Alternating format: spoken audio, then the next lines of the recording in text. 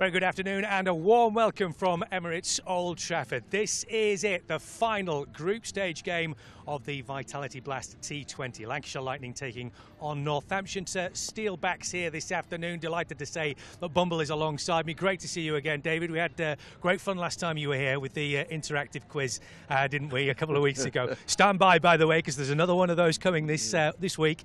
Get your phones ready for half-time. We've also got, by the way, if you're watching this stream abroad, wherever you are in the world, have a look out because we've got a very, very exciting competition coming up for you. Emirates could be flying you from wherever you are in the world here to Emirates Old Trafford to watch England versus New Zealand in an international T20. Keep an eye out on our socials for that one, and keep an eye out for the QR code that will come up for the quiz in between the innings as well. So much to look forward to here this afternoon, but the equation is simple, isn't it, Bumble? Because if Lancashire win this game here tonight, this afternoon, and everything goes according to plan in terms of the run rate, it's a home quarter final. That's what they're looking for, and to fill the ground, and it's great revenue. It's a chilly day today, and whether that affects the play, I don't know. But Northants can just about qualify if they want to spoil Lancashire's party. But again, if you look what Lancashire did 2 weeks ago, losing 4 matches in a row to get themselves into this position now, they've turned things around. Just interested to see what sort of pitch, so what sort of team is selected today and what injuries are around. But they should be too strong here at Emirates Old Trafford. Will have been a great disappointment for everybody concerned that we didn't get the game on Friday night against the Yorkshire side, against them in the Roses game. Obviously, the players would have want to have gotten out there, but in terms of how things turned out for the rest of the results, it's not gone too badly, to be fair. No, Fraser, I've moved across to Yorkshire now, so, I'm always looking at the revenue. I think in that Roses match, it would have been full, it would have been fantastic and a great spectacle. So the club have lost revenue there, but that point just got Lancashire into second, and it meant that Yorkshire haven't qualified at all. They're finished. As for the opposition this afternoon, they won't come here to lie down, will they? There's still the possibility that Northamptonshire could still qualify for this. David Willey's the man to watch, isn't he, Shirley? He is indeed. He's captain of the team, and also Chris Lynn, Australian Chris Lynn, is really dangerous. So they're always been underestimated of Northants, but they don't turn up just to have a bit of a game. They'll be trying really hard. They can still qualify. We'll keep chatting for the moment. If the camera just turns around, you'll be able to see the two captains are here and ready, Liam Livingston and David Willey. The toss is about to go on. We'll see exactly who bats and who bowls in just a moment's time. Mentioning the conditions, blustery as he say. Fortunately, though, it doesn't look like we've got any rain. We should get the full game in, and everybody excited to see how exactly this all turns out. But Lancashire, with this incredible home record, you've got to say they've got to be favourites for this game this afternoon. It's 19, isn't it? 19 on the trot without losing. But, you know, you see the conditions. I don't think we're going to get any rain at all. But there's a howling gale, and you've got to be savvy, you've got to be clever and hit with the wind. Go ahead. With the wind. So Liam's just tossing the coin. I'll leave you there for the moment, Bumble, and we'll have a word with Liam in just a second. The two guys will no doubt have a quick photograph together. And in a second, let's bring Liam over. Liam, so tell us, what's the verdict? Yeah, we won the toss. We're going to bowl. Happy about that, I'm sure. Yeah, obviously the pitch has been undercover since the other night. It was obviously raining quite heavily on Friday, so yeah, we don't really know what it's going to do, so hopefully we'll have a look at it first. How much of a frustration was it for everybody concerned to not get a game in here on Friday night? Yeah, I think it's such a shame for everybody. That it's probably our biggest day of the year as a club, so yeah, it's a real shame, but the 1 point probably stood us in good stead with the other results, so we know it's probably still in our hands for a home quarter-final, so hopefully we can put on another show today.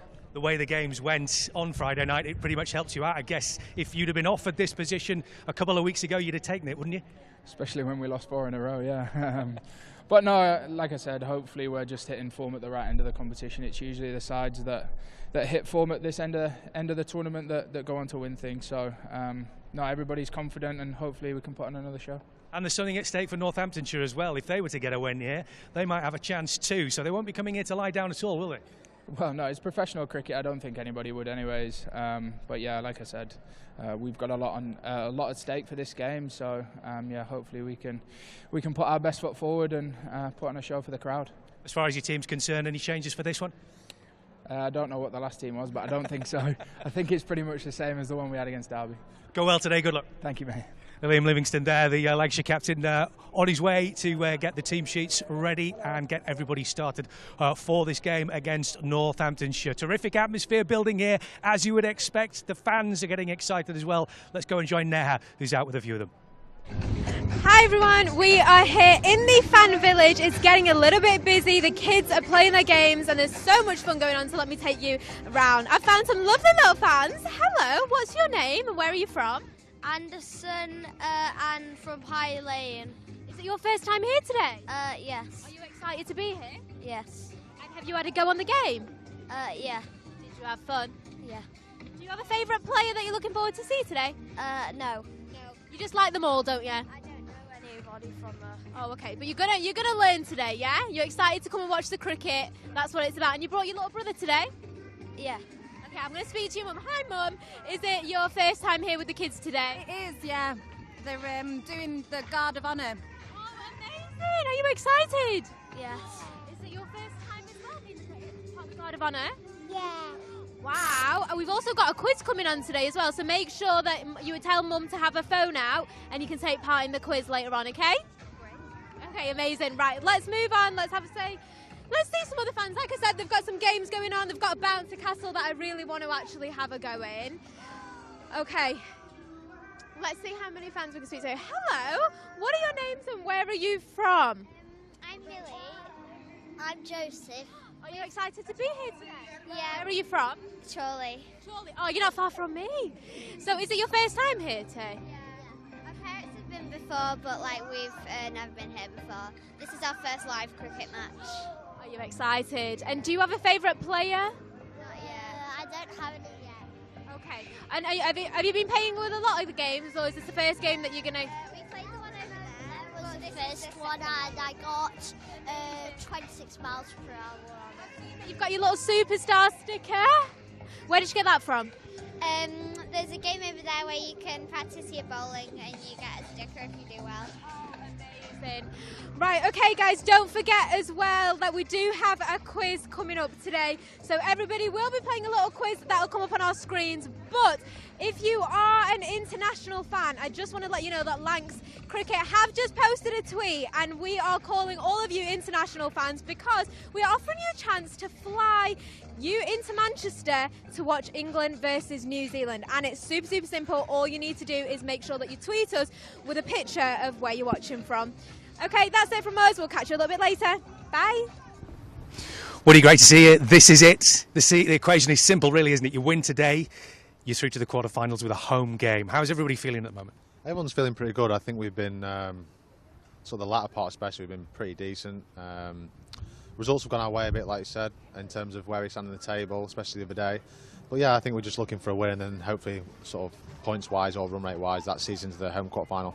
I'm sure everybody must have been really frustrated to not get out the other night against Yorkshire in the Roses game. We could see you guys on the balcony there just keeping your eye on the weather. How frustrating was it for everyone? Yeah, obviously it's one of our biggest sort of games in the calendar. It's always on Sky and play that in front of always a packed-out crowd. So yeah, I think we were all disappointed not to get out there and then almost not guarantee the home quarter-final with the results way that went that way, but it'd have been a bit of a step closer, and especially to get another one up against Yorkshire. So, and like I said, look forward to today. We've got a good record here, as it sort of speaks for itself. So hopefully, put another win on the board. I guess the only positive to come out of it was maybe you got yourselves a little bit of a rest after what's been a really hectic schedule, hasn't it? Yeah, it's been busy. I mean, personally, I've not been involved in the championship stuff, so it's been not too bad for me. But no, the lads have been busy, so yeah, a bit of a break, and like I said, because the results went our way in the end on that day, it's put us in actually a quite a decent position. But it's also down to us at the end of the day. If we win, then that's the main thing. How able were you on Friday night to keep across the rest of the results going on in the competition? Because you looked in particular at Birmingham versus at Nottinghamshire.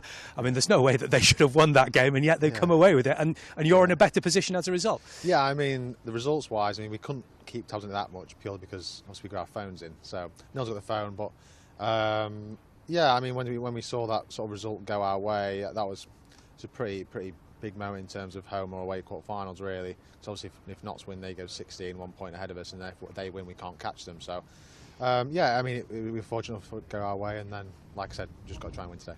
As you say, we get this game won, keep the run rate up as well. You're guaranteed a home quarter-final, fingers crossed. But Northamptonshire won't come down here to lie down, will they? No, of course not. They never do. Same as any team you play, they don't play just to go through the motions. They play to win, and they're going to want to finish off their campaign with a win, and so are we. So yeah, it'll be a hard-fought game, and so the best team will win. And we've seen it a lot, haven't we? The way that things have gone for Lancashire this season, it's been a little bit up and down in places. But do you feel as if you're really coming to the boil at the right time now? Yeah, I think. I mean, like I said, the back half of this campaign, we've been pretty good. So it's all about momentum at the right times, and I think if we can put a result out today and Karen sort of have a win, then that takes us more into the quarterfinals. So that's kind of what we're looking to do, yeah. And make full use of home advantage, as you mentioned. The record you've got here has been absolutely phenomenal, has it? What it is about this place that makes it special for you guys? I don't know necessarily what it is about it, but I just think the lads know how to play here. It's obviously different to a lot of other grounds around the country. So I think it's a case of, I mean, you see a lot of teams play well at home. They know the conditions, they know how to play there. I think that's the same for us. We've just sort of done it for longer. And yeah, like I said, people know the roles and how to play. So that's kind of just formulates it. Let's hope it's the same today. Best of luck, Woody. Thanks for joining us. Thanks very much. Thanks. Calling all international Lancashire cricket fans. Don't miss your chance to win the ultimate fan experience. You and a guest will be flown to Manchester courtesy of Emirates and treated to an unforgettable stay and a match day experience. Watching England versus New Zealand right here at Emirates Old Trafford. To enter the competition, simply reply to the Lancashire Cricket post with a picture from where you'll be watching today. Make sure to tag both Lancashire Cricket and Emirates in your post. Good luck! So, as you've heard, Lancashire have won the toss and they have decided to field. The team sheets are in and they are as follows, starting with our visitors this afternoon, the Northamptonshire Steelbacks.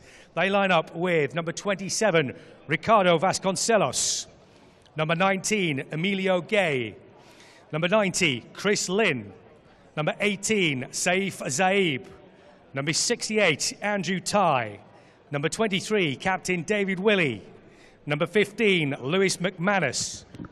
Number 75, Justin Broad. Number 12, Tom Taylor. Number 26, Ben Sanderson. And number 80, Freddie Heldrich. And your Lancashire Lightning squad this afternoon is as follows. Number 7, Phil Salt. Number 6, Josh Butler. Number 15, Stephen Croft. Number 23, Captain Liam Livingston. Number 75, Daryl Mitchell. Number 33, Dane Villes. Number 3, Luke Wells. Number 12, Rob Jones. Number 2, Tom Hartley. Number 14, Luke Wood. And number 8, Tom Bailey. Just the way you like it.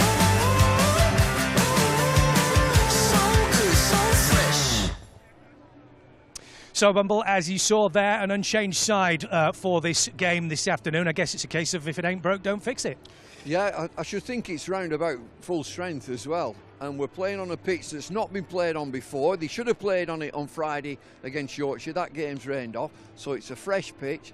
I'm just concerned about the conditions. It's really blustery, so you've got to be clever and start hitting with the spin. If you're hitting against the wind, not the spin, against the wind, if you're hitting against it, you've got a big problem because the boundary will be back. It's going to be fantastic here this afternoon, fingers crossed. As for Northamptonshire, we mentioned David Willey, but Chris Lynn as well. Yeah. I mean, my word, he's had more clubs than Jack Nicklaus, but there's a reason for that. He's been in demand with the bat big time over his career, hasn't he? Dangerous, really dangerous. I was out in Dubai in January, February, and he was there and played brilliantly. Andrew Ty, I heard him mentioned as well, Australian. And he's licorice all sorts from him, slow deliveries, quick deliveries, off cutters, leg cutters. So you look at this side, Northants, they're a dangerous team, but Lancs with it all to do, Just win today and you've got a home draw. I was talking to Luke Wood a little bit earlier on, and we've talked about it a few times, haven't we, about how this side is slowly but surely really starting to come to the boil at the right time, and he said he certainly felt that that was the way things were going for Lancashire. Well, they put things right after they lost 4 in 4, and you look at it and think, well, that's a bit of a problem, they're not going to qualify. But they got things right, and they got back on the horse and sort of played really well. But when you look at them, when you look at that Lancashire team, every other team in the competition says they're the ones to beat. And so, you know, you'll always have a bit of a blip. Teams will just have a little blip and they lose 2 or 3. Your character is shown when you come back, and I think they've come back pretty well. It has been a strange kind of a league this season, yeah. hasn't it? I mean, we were looking the other night, Birmingham, when they went to Nottinghamshire, I think they were set 168 by Nottinghamshire to win the game. They lose 4 wickets in the first over to Shahid Afridi, and yet still chase it down. Yeah, and then you got the Surrey-Middlesex game. Middlesex haven't won a match. I think they played 8, lost 8. They play Surrey, who are top dogs. They get 220 odd, and Middlesex chase it down. They never won a game, and so you can get topsy-turvy. The character is your managers and your coaches to get hold of a team. Don't panic. Don't panic. Just get it back together. Improve 10%, 20% in these areas. And now Lancs have done that. And this is a huge club. We all know how big a club this is. And the thing about Emirates Old Trafford is you get it rocking. You start winning, you get a full house, and it becomes a bit of a fortress. What is it now? 19 matches. Something like that. Undefeated yeah. here. Fabulous. And I saw a stat as well a little earlier about the quarter-finals. They've met something like 14 times out of 20 that Lancashire have got through to the quarter-final stage. I mean, what does that say about just how good an operation they've got here in terms of T20? Well, they're a powerhouse, and then I should think the players will be frustrated that they've not gone on and won it regularly. You know, you get to finals, you get beaten on finals day, and you've got to go home. They should be good enough. They've got the players that every other team, I know, I've got to go around the country, every other team talks about Lancs. How much of a test of that mental courage is that going to be this afternoon, would you say? Because it's clear they know exactly what they need to do. All they have to do is win, which sounds like it's easy. But obviously, when you've got to actually go out and do it, that's a different kettle of fish. How do you treat it? Sort of Glenn Chappell and his staff, how do you treat it? This is just another game. I don't think you can start putting pressure on it. You've got to win. We've got to get a home draw. It's down to you. No slip-ups. Just treat it as another game and look at the opposition. Pick your man. Pick your man in the opposition, 1 against 1. I'm going to do better than him. And that's the way to go about it. So in your dressing rooms, for your managers and your coaches, keep it calm. Run rate is also important as well, because we've got a couple of teams who are tied on similar scores, so run rate is going to be important. Lancashire have the superior run rate at the moment, but how mindful are they going to have to be of that this afternoon as well? It'll be in the back of their minds, but number 1, win the game. Forget that for the time, because if you win the game, your run rate's going to go up anyway. And so, you know, the quest is to get that second place. They ain't going to get the first place, but you get second place. And I know that you now talk about chief executives and board members. They need the revenue. The players don't bother with that sort of thing. Put a show on. It'll be a decent crowd. It is cold. It's a cold day and a blustery day. Put a show on, and then you get your home draw. And that will be hugely important. And Lancashire know what to do at this stage because they've been through it so many times before. How important is that experience of having that ability, knowing exactly what to expect from quarterfinals, from finals day itself, and then actually being in the final and winning it? Well, I'd temper that, but Northants have also done it. They've always been the underdogs, and they just go quietly about the business. Everybody fancies your big shots, and they can spoil everybody's party. So Lancs will know what they have to do. Keep it calm. Do your job. That's what I'd be saying. Do your job and we win the game. And as far as the quarterfinals are concerned, this is where the southern teams start coming into the equation as well. Who are you looking at? Who are you thinking, well, I'd rather avoid them, or actually we prefer to play them if it was down to... You check any of them. You bring you look at Hampshire, a good side. Surrey will be roundabout. Essex just had a bit of a blip. Now, they might not qualify, and they can be awkward at times, but do your job. They've started pretty well here. They've won the toss. We'll have a ball, we'll have a chase, and I think they're comfortable doing that. I'm going to say, are you happy with them chasing that total, whatever it's going to be? I like that in T20. Just, you bowl first, how many do we need? And you look at that lineup, Villas is in the team, and sometimes he's in, sometimes he's out. So when I look at that lineup, they've picked a really, really lengthy, long batting lineup. Well, we look forward to it. We can't wait. Don't forget, as we said, if you're an overseas viewer here, look out for our socials. We've got a fantastic competition with our headline sponsors, Emirates, who could be flying you from wherever you are in the world here to Old Trafford to come and see England versus New Zealand. That, of course, on our social channels, so keep an eye out for those. All we need you to do is send us a picture of wherever you are in the world watching the game. We'd love to hear from you. But, of course, it is T20 action here and the Vitality Blast. And just in case you need a refresher, here's how the game is played. Each match is played by 2 teams of 11 players. Some are batters, some are bowlers, and there's 1 wicketkeeper. Both teams have a chance to bat and bowl. Look out for the coin toss. That's how they decide which team bats or bowls first.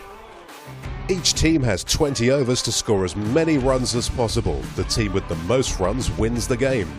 1 over is made up of 6 good deliveries from the bowler. To score runs, batters hit the ball and run between the stumps. If the ball reaches the boundary, it's 4 runs, and if it gets there without bouncing, that's a 6. While the batting team are scoring runs, the bowling team are trying to stop them and get the batters out by taking wickets. A few ways batters can be out are bowled, caught, run out, stumped, and LBW. Watch out for signals from the umpires, 4s, 6s, wickets, and these when a bad delivery has been bowled.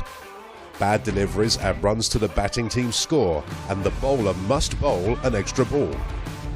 If you see the umpire doing this, the next ball is a free hit, and the batter cannot be out, bowled, caught, LBW, or stumped.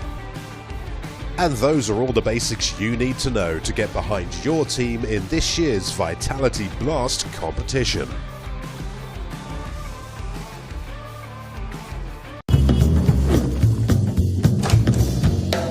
Nice room. How's that?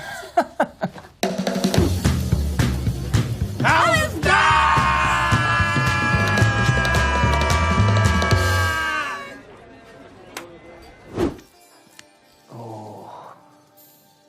Oh. How's that? How's that?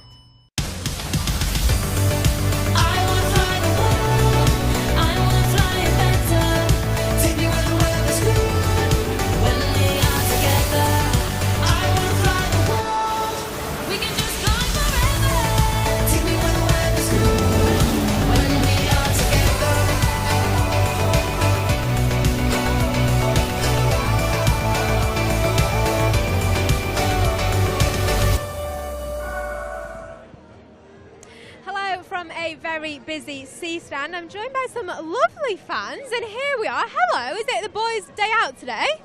Yeah, we're just meeting every now and again, just have a few pints, a bite to eat, and then come up here and watch the cricket. So have you all met each other from the cricket? For years. Okay, so first of all, I'm just going to ask, what's your name and where are you from? My name, Ernie from Failsworth. From Failsworth? No. I think there's Glossop. Where are you? Salford. Salford. Moston. Oh, we've got quite a wide range over here. And what are you most excited for today? Because it's not your first time here, is it? What was the question again? What are you most excited for today? I'm not overexcited yet, to be fair. But just as long as Lanky win, that's it. Anybody else excited for anything today? You know, you might have to. I know you've just got your drink, your food. What was that? Hope England win. England win. No, that's a good shout. Also, do you have a favourite player? I'd love to know. Do you have a favourite player?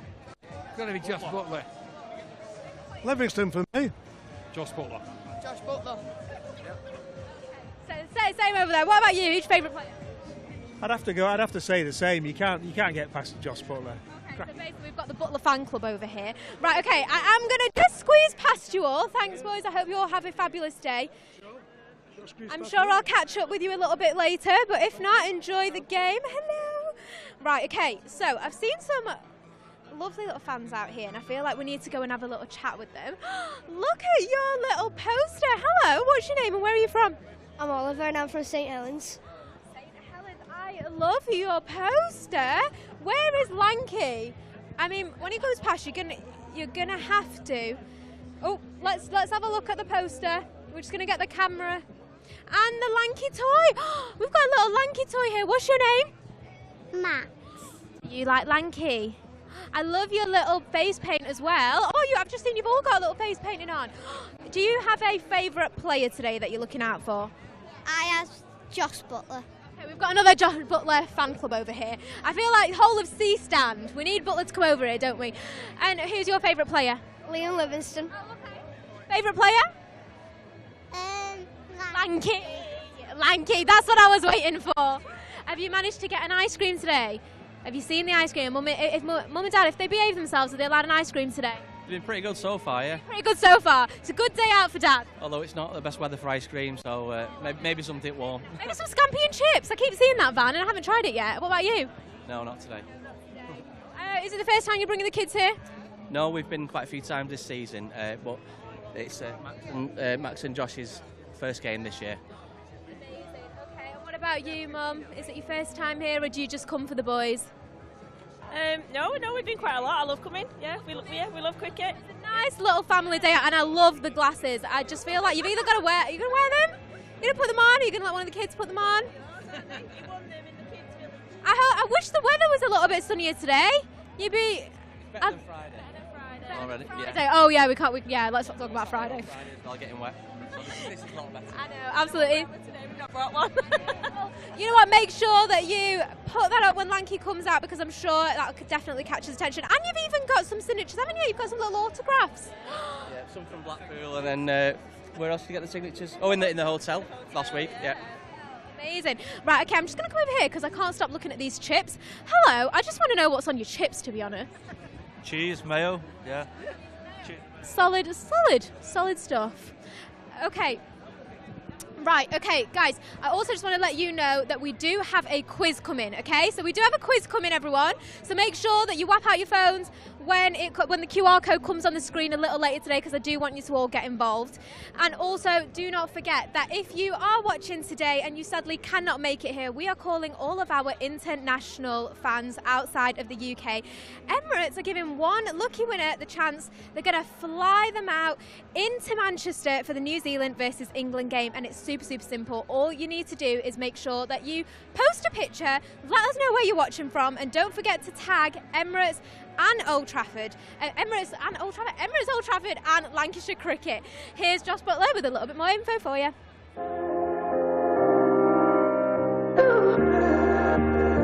Hi everyone, Josh Butler here. This year we've teamed up with our principal partner Emirates to give an international Lancashire cricket fan a once-in-a-lifetime experience here at Emirates Old Trafford. The campaign features a competition during our final 4 home T20s. Look out for a social post asking fans to tag where you're watching from in the world. Make sure you tag Emirates and Lancashire Cricket in your post to be in with a chance of flying to Manchester, courtesy of Emirates, to watch England versus New Zealand in the IT20 on Friday the 1st of September, plus much more.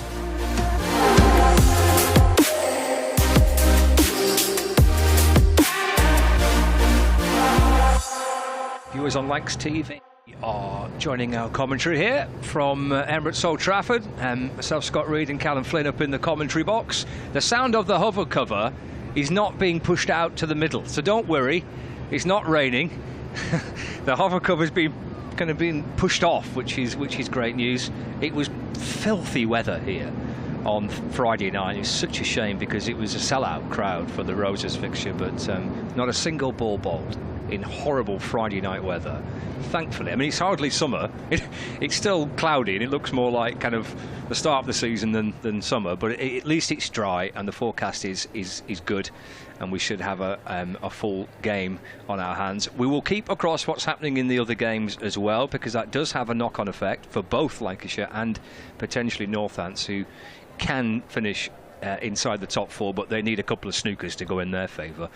We'll keep a particular close eye on the game between Worcestershire and Derbyshire, because if Lancashire were to lose this game, then the possibility of that kind of home quarter-final would depend on what happens in that Worcestershire Derbyshire match. We'll keep across that, and obviously the England Test match, because something quite remarkable, well, is happening and could actually go on to happen in that Test match, where England are now less than 100 runs away from victory, and Ben Stokes is still going. So we'll keep an eye on what's happening at Lords. Lancashire's team, if you missed the team news a little bit earlier on, they go with Phil Salt and Joss Bottler, and then Luke Wells, Stephen Croft, Daryl Mitchell, Liam Livingston, Dane Villas, Rob Jones, Tom Hartley, Luke Wood and Tom Bailey makes up the Lancashire side. The Steelbacks, Ricardo Vasconcelos, Emilio Gay, Chris Lynn, Saif Zabe, Andrew Ty, David Willey, Lewis McManus, Justin Broad, Tom Taylor, Ben Sanderson and Freddie Heldrick make up the Steelbacks team. When you look at that Lancashire side, Callum, Butler's found a bit of form. That's pretty handy, isn't it? Yeah, it certainly helps going into the crunch stage of the tournament, doesn't it? He did start off slow. Lancashire fans probably a bit frustrated with his form at the start, but like you say, the class of someone like that, you know, he's always going to come good at some stage, and like you say, Lancashire will be up in their stars like Butler, Livingston, Salts, just start to come good at the crunch end of the tournament, and really put some performance in now when they really matter. Here come the umpires.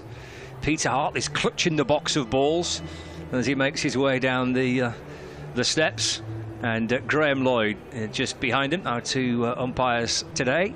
Graham's here again. It's like his second home. He spent most of the last couple of months here.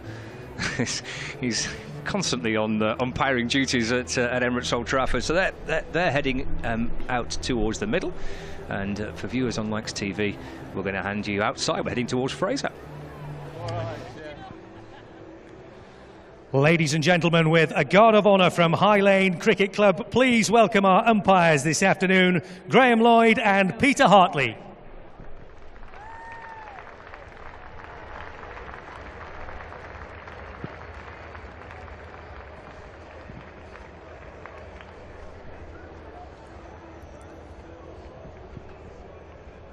And now, ladies and gentlemen, please welcome this afternoon's visitors, the Northamptonshire Steelbacks.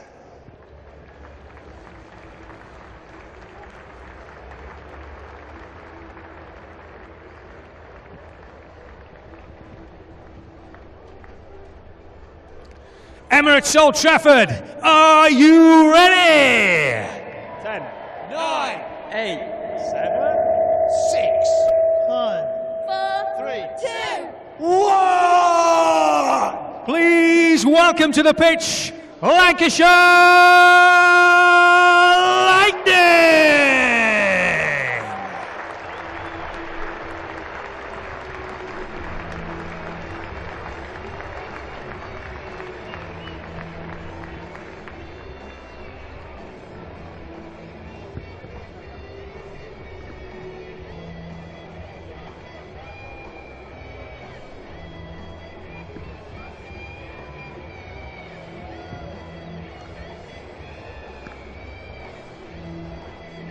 Not reaching the heights of Friday night, but yeah, a decent crowd inside the ground for this Sunday afternoon fixture, and it's pretty nice to see that we've got a reasonably healthy crowd on for this final group game. It's a long group game, isn't it? 14 group matches, quite a long campaign, and you're not going to play great cricket in every match, are you? It's just the way it is, isn't it? No, and you look at franchise teams across the world now. They try and peak at the right end of the tournament. It's all about momentum, and it plays a massive part in cricket. And Lancashire will be hoping to take that into their sort of knockout stages in the quarters and the semi-finals and finals day.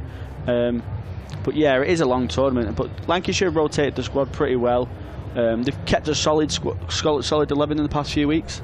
So it's been pretty consistent, and for Lancashire fans, they'll be happy to see that Gleeson was bowling as well before the game in case they get to the crunch part of the tournament. He was bowling some pretty good heat in the warm-up, so that'll please Lancashire fans if they can get into the quarters today.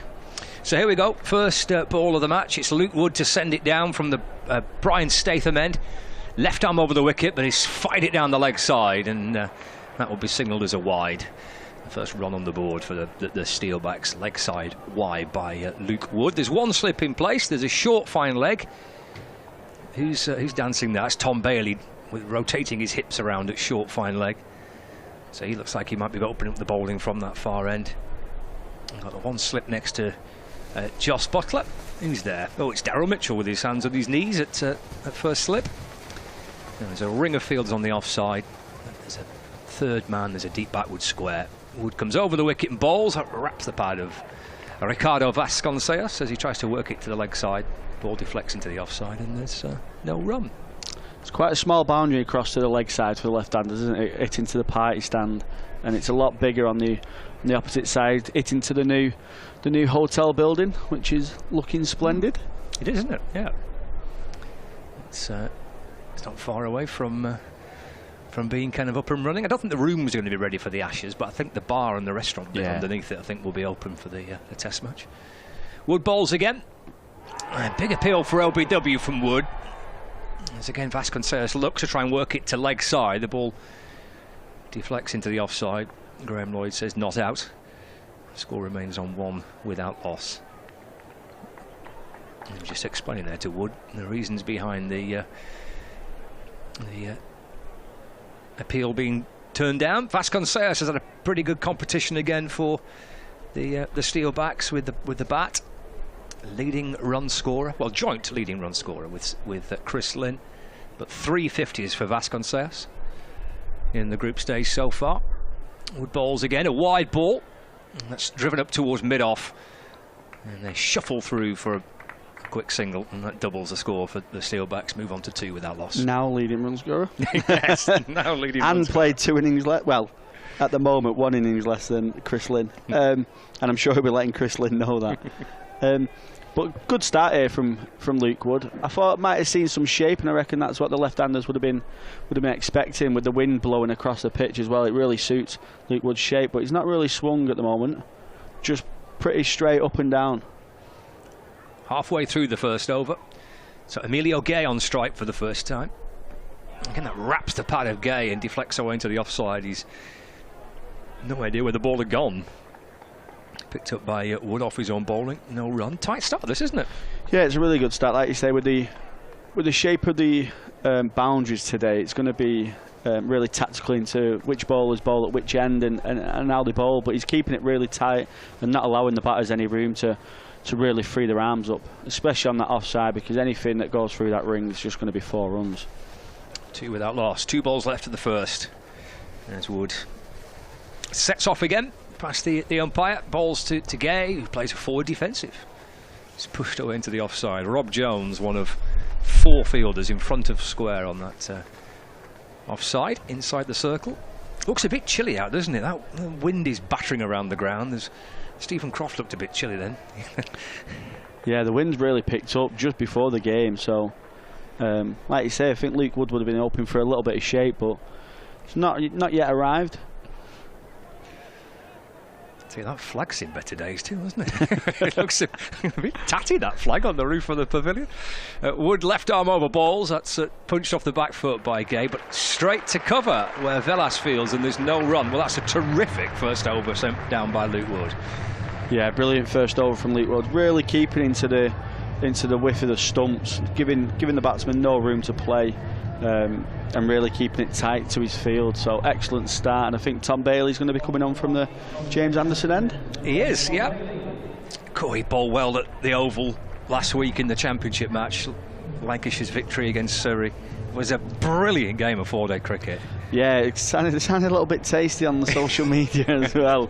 But like you say, 2 excellent teams, aren't they? It was a brilliant win for Lancashire. It'll be give them a lot of momentum and confidence. Even going into white ball tournaments, you know, there's a lot of players that play white ball as well as the red ball. So the confidence will take from a victory like that against Surrey, who seem to be undefeatable at the moment.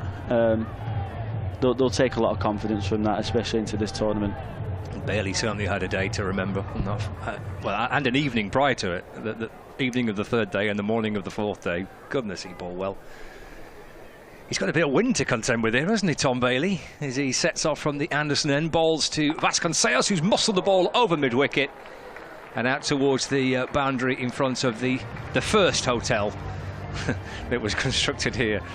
And 4 runs, the first boundary of the match, 6 without loss. Yeah, I think they'll target Tom Bailey. He's predominantly a red ball bowler, you would say. Pretty consistent with his line of lengths, and sometimes that can be your downfall in white ball cricket. Someone like a Luke Wood doesn't often hit a line and length consistently, but that suits white ball cricket. Whereas Tom Bailey here can sometimes be too consistent for his own good, and you just see third man coming up now. I think they're just going to push Dane Vilas out to deep mid wicket, just in front of the square. Yeah, third man inside the ring. Yeah, 2 on the leg side boundary in front of the hotel. Deep backward square leg, deep mid wicket. So 6 without loss. Vasconcelos on 5. Bailey bowls again. It's carved away through the offside. That beats the infield, and that'll race away for 4 down towards the backward point boundary. So successive boundaries for Vasconcelos. Muscled to mid wicket and got a late cut to backward point. Yeah, it's a much more classical shot, that one. And probably the ball before probably didn't. Tom Bailey would have been thought, quite undeserving to get it for 4, but that one was a bit of a freebie. Vasconcelos can just throw his hands at any sort of bat on, beats backward points, 4 runs there with that short boundary. 10 without loss in the second over. Bailey, he's in and bowls. That's cut and stopped this time by Croft. Just at backward point, and there is no run. Just come round the wicket, Tom Bailey, now as well, to really tighten that angle up, try and stop him freeing his arms up the Northants batters, and really try and just bowl tighter to his field with the 2 men out on the leg side.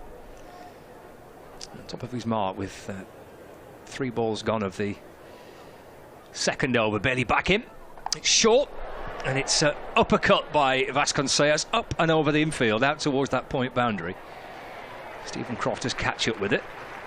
They've come back for 2 more. Score moves on to 12 without loss. Vasconcelos moves on to 11 with that shot. And Bailey just looking over his shoulder. There's a little bit of movement behind the bowler's arm. I think someone's just wandering in front of the sight screen. Vasconcelos making sure that's stopped. Here's Bailey in, bowls again. Swatted away towards the leg side again, banged in short by Bailey. Drags it out towards mid-wicket where Velas fields. It does make me laugh every time a batsman pulls away from a little bit of movement behind the side screen, with how big them side screens are these days. I think someone was just having a little bit of a move, a bit of a wander in front of that enormous side screen, draped across the front of the pavilion. It's Gay, that's a good shot, thump back over the head of the bowler, down towards the long on boundary. Now, Livingston trying to catch up with it, but that's got all the way for 4 runs for Emilio Gay, and that takes the score on to 17 without loss. We've had 2 overs and an expensive first over from Tom Bailey. Yeah, and what I expected, I thought these 2 left-handers would really target Bailey. Often his natural delivery is to shape it into the left-handers, so it kind of suits the left-handers. They'll be a lot more comfortable going at Bailey than Luke Wood, who tends to shape it away from the lefties. So I think you will see Tom Bailey get targeted early on.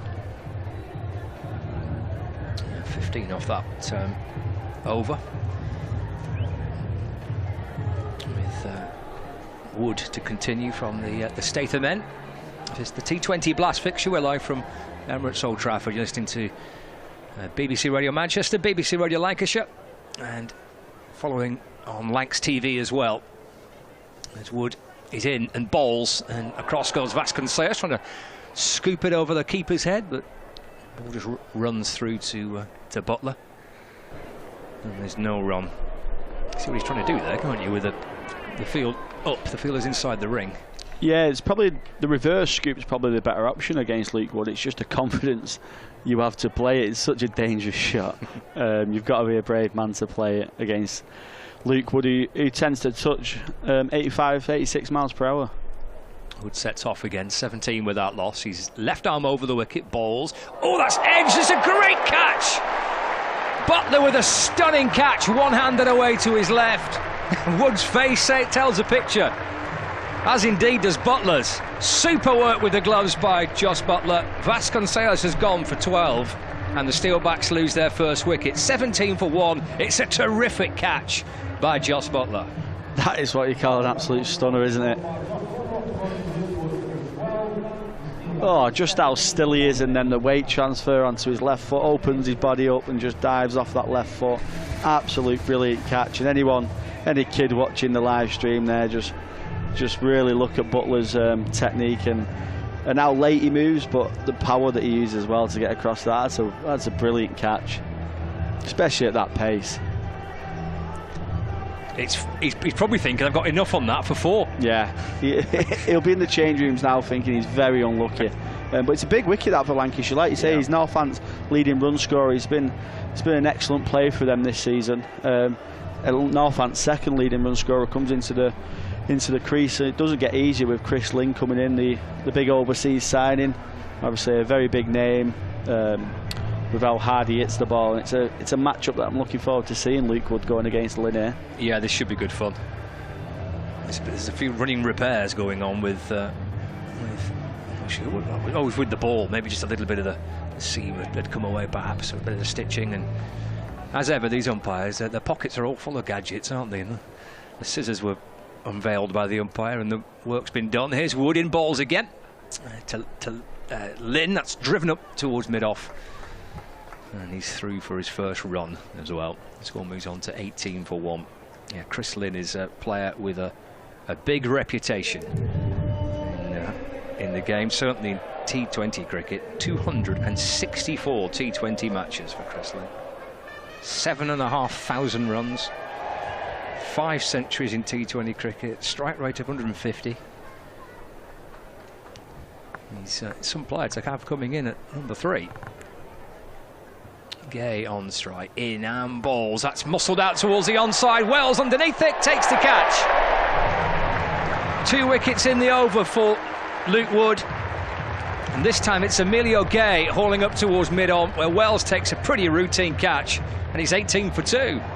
It's excellent again from Wood, really keeping it tight into the body of the batsman, not allowing the left-hander to free his arms up, really, and he really gets cramped up for room, and just a simple catch for Luke Wells at mid-on. And it's an excellent start for Lancashire here, and really what they would have wanted. Liam Livingston will be a really happy captain out there.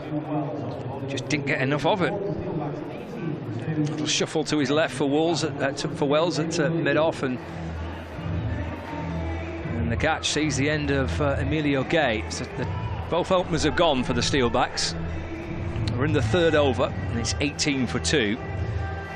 Wood with an outstanding opening spell here for Lancashire Lightning in this initial 6-over power play. Just proving exactly why he's Lancashire's leading wicket taker, isn't he? In the T20 Blast, he changes his lengths up, but he bowls a heavy ball. He's a really wily character. He really runs in, gives everything his all. Really one of them cricketers that you love to have in your side. Proper gives his all in every game that he plays. So we've got David Willey, the Steelbacks skipper, on strike. 2 slips in place. There's Wood, left arm over, balls to Willey. He gets right for. It's a solid front foot defence from the Steelbacks skipper. And the ball pushed it away into the offside, and there is no run. Just going back to Chris Lynn, he's probably been unlucky to only play 15, 20. I think he's played about 15, 20 international games for Australia as well. You'd probably say he's quite unlucky to only play that many T20 internationals for him, with how hard and how destructive he's been. I mean, he's a regular in franchise cricket these days now. Final ball of the 3rd. There's Wood brushing in past the umpire. Back of a length delivery. It's a short, hostile, quick ball by Luke Wood into the gloves of Josh Butler to end a super over. Really impressive from Luke Wood. Just a 1-run conceded, 2 wickets in there, and that was a proper sharp ball, wasn't it, to end his second over. 18 for 2 after 3. Yeah, I think David will be expecting a few more of them. He's often got a bit of a reputation for struggling on the short ball, so I think Luke Wood. I hope Lancashire keep Luke Wood on here for another over and really test Willie out early on in his innings. and try and go for the jugular and get 2 or 3 more wickets in this power play. He has bowled 3 on the spin in the power play in the T20s this season before, so it's not unusual for Lancashire to go to Willie for 3 on the bounce. I mean, I guess you kind of want to keep a couple up your sleeve for later on, don't you? But I'm with you. It must be tempting. Yeah, definitely. To keep going with it. Bit of spin here, left arm spin of Tom Hartley coming into the attack from the James Anderson end with Lynn on strike. That's worked away off the pads out to mid-wicket for a single by Chris Lynn. He moves on to 2, so it's 19 for 2 as we start the 4th over. And Hartley bowling for the first time in the match. Field changes with Willie back on strike. So he's pushed it mid-on back towards the boundary. And it's a deep mid-wicket as well, so long on and a deep mid-wicket. And the 2 fielders outside the circle. Here's Hartley in and balls to Willie, up off his toes, works the ball away in towards the leg side. Croft picks up and throws at the stumps, and they go through for a quick single. Score moves on to 20 for 2. Willie gets his first run and brings Lynn back on strike. Keeper crouches down, Hartley in and balls, fizzed in, and it beats the infield by Lynn. Gets underneath the body of Rob Jones, and they're about to come back for 2 by the time that Villas catches up with the ball. Good fielding from Rob Jones there. It helped save 2 runs, definitely 4. Like you say, Lynn's just trying to give himself a little bit of room here, trying to free the offside up. Anything through the offside is probably 4 runs. And Hartley in balls to Lynn, trying to paddle the ball down the corner. Joss Butler's looking over his shoulder, wondering where the ball's gone, and he just sees it trickle in front of the batter. And there's no run. 22 for 2. Tricky conditions here for the left-arm spinner with this strong wind. It's off the back foot and cut away again, and there's Rob Jones to field once more for Lancashire Lightning, saving some more runs. The final ball of the 4th over. Hartley to Lynn, and again Jones in behind it and stops the ball. He's in the game, Rob Jones there, isn't he, at extra cover. It's an excellent over from Tom Hartley as well. Chris Lynn giving himself a little bit of room, just trying to free that offside up, but he could easily go up leg side as well with a short boundary, because Chris Lynn, that's a miss hit for Chris Lynn to hit the 6 over there. So really brave of Tom Hartley to keep following him there and keep cramping him up for room. I think he's in the wars, Rob Jones, a bit. Yeah, I think a few of them have stung, haven't they? Brand new white ball, lacquer's still on it. It's not what you want on a cold, windy day. Stood on a used pitch. And I think his teammate come up and give him a bit of a high five, and I don't think that helped neither. Oh dear, 22 for 2, and it will be Wood for a 3rd straight over. 2 overs, 2 for 3 for Wood, and he's going to bowl the 3rd on the spin, and balls and hammered away into the offside by David Willey. Out towards the cover boundary for 4 runs. It's a powerful shot. He moves on to 5, 26 for 2. It's just a proper cricket shot, isn't it? It's a lovely shot. Way onto his front foot. A bit of an half volley there from Luke Wood. And I think that'll be the last one that David Willey probably gets in his own half this over. 26 for 2. Willey on 5. Ball's been retrieved and back in the hand of Luke Wood. Tap of the bat from the Steelbacks skipper. And Wood comes charging back in again to Willie. Angled into his pads and worked away into the leg side. Out towards square leg where Phil Salt comes up from the boundary to field. Willie gets 1, moves on to 6. 27 for 2 now. To bring Chris Lynn back on strike. Phil Salt with his little finger all strapped up there. And on the boundary in front of the party stand. I think he's being used for the first time this season. I think it's the first time we've seen supporters in that temporary stand. Wood again to Lynn. Oh, it's a big top edge over the keeper. I think it will land safe. It does. In fact, better than that. It might have even gone for 6. It's either 4 or 6. It's been signalled as a 4. It was a big filthy top edge which flew over the keeper for 4. Yeah, I thought that carried all the way for 6 actually there. I thought so too. But I think I think that'll be the game plan against these two. Try not put it too much into their own half, and we'll see it here. Ooh, can. Stephen Cross blocking the view on the replay, wasn't he? Well, it's been signalled as a 4, so Lynn moves on to 8. 31 for 2. Halfway through the 5th over. Wood bowls again, just back of a length and carved away into the offside. Out towards Salt on the backward point boundary. Lynn moves on to 9, so 32 for 2. 2 balls left of the over. I promise we'll keep across the scores, certainly in the other T20 games, which we'll look at, but obviously the Test match too, where England are within 77 of victory and Stokes is still going. So that's potentially something quite historic happening at Lord's. We'll keep an eye on that, certainly. Wood in balls, short again to Willie, rocks back and just helps it out towards the leg side. And get through for a single, so it's 33 for 2. And we'll also have a look at Thunder as well, because they're playing in the Rachel Hale Flint Trophy game as well. So there's plenty of cricket being played around the country in the Blast and the Rachel Hale Flint Trophy, and indeed the Test match as well. 1 ball left of the 5th. Lynn's on strike, and Luke Wood from beyond the 30-metre circle line comes tearing in again. Bowls to Lynn. Will step to the leg side. Lynn tries to flick it away to that leg side. It thumps into the pad and deflects out into the offside, and there's no run. That's the end of the 5th over. So 33 for 2 after 5 overs. Thunder are playing Central Sparks today.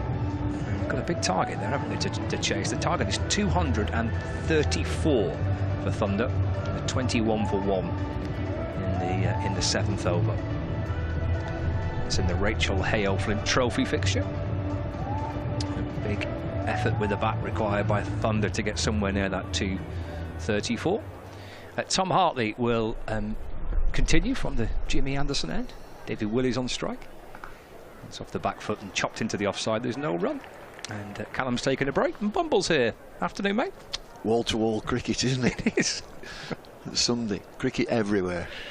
Hartley bowls. That's just in front of square on the leg side for a single. 34 for 2. It's brave, isn't it, to bowl the left-arm spinner in this power play, particularly to these two. It looks a lovely pitch, not been played on before. It was the pitch that would have been used on Friday. Good crowd. There's a good crowd.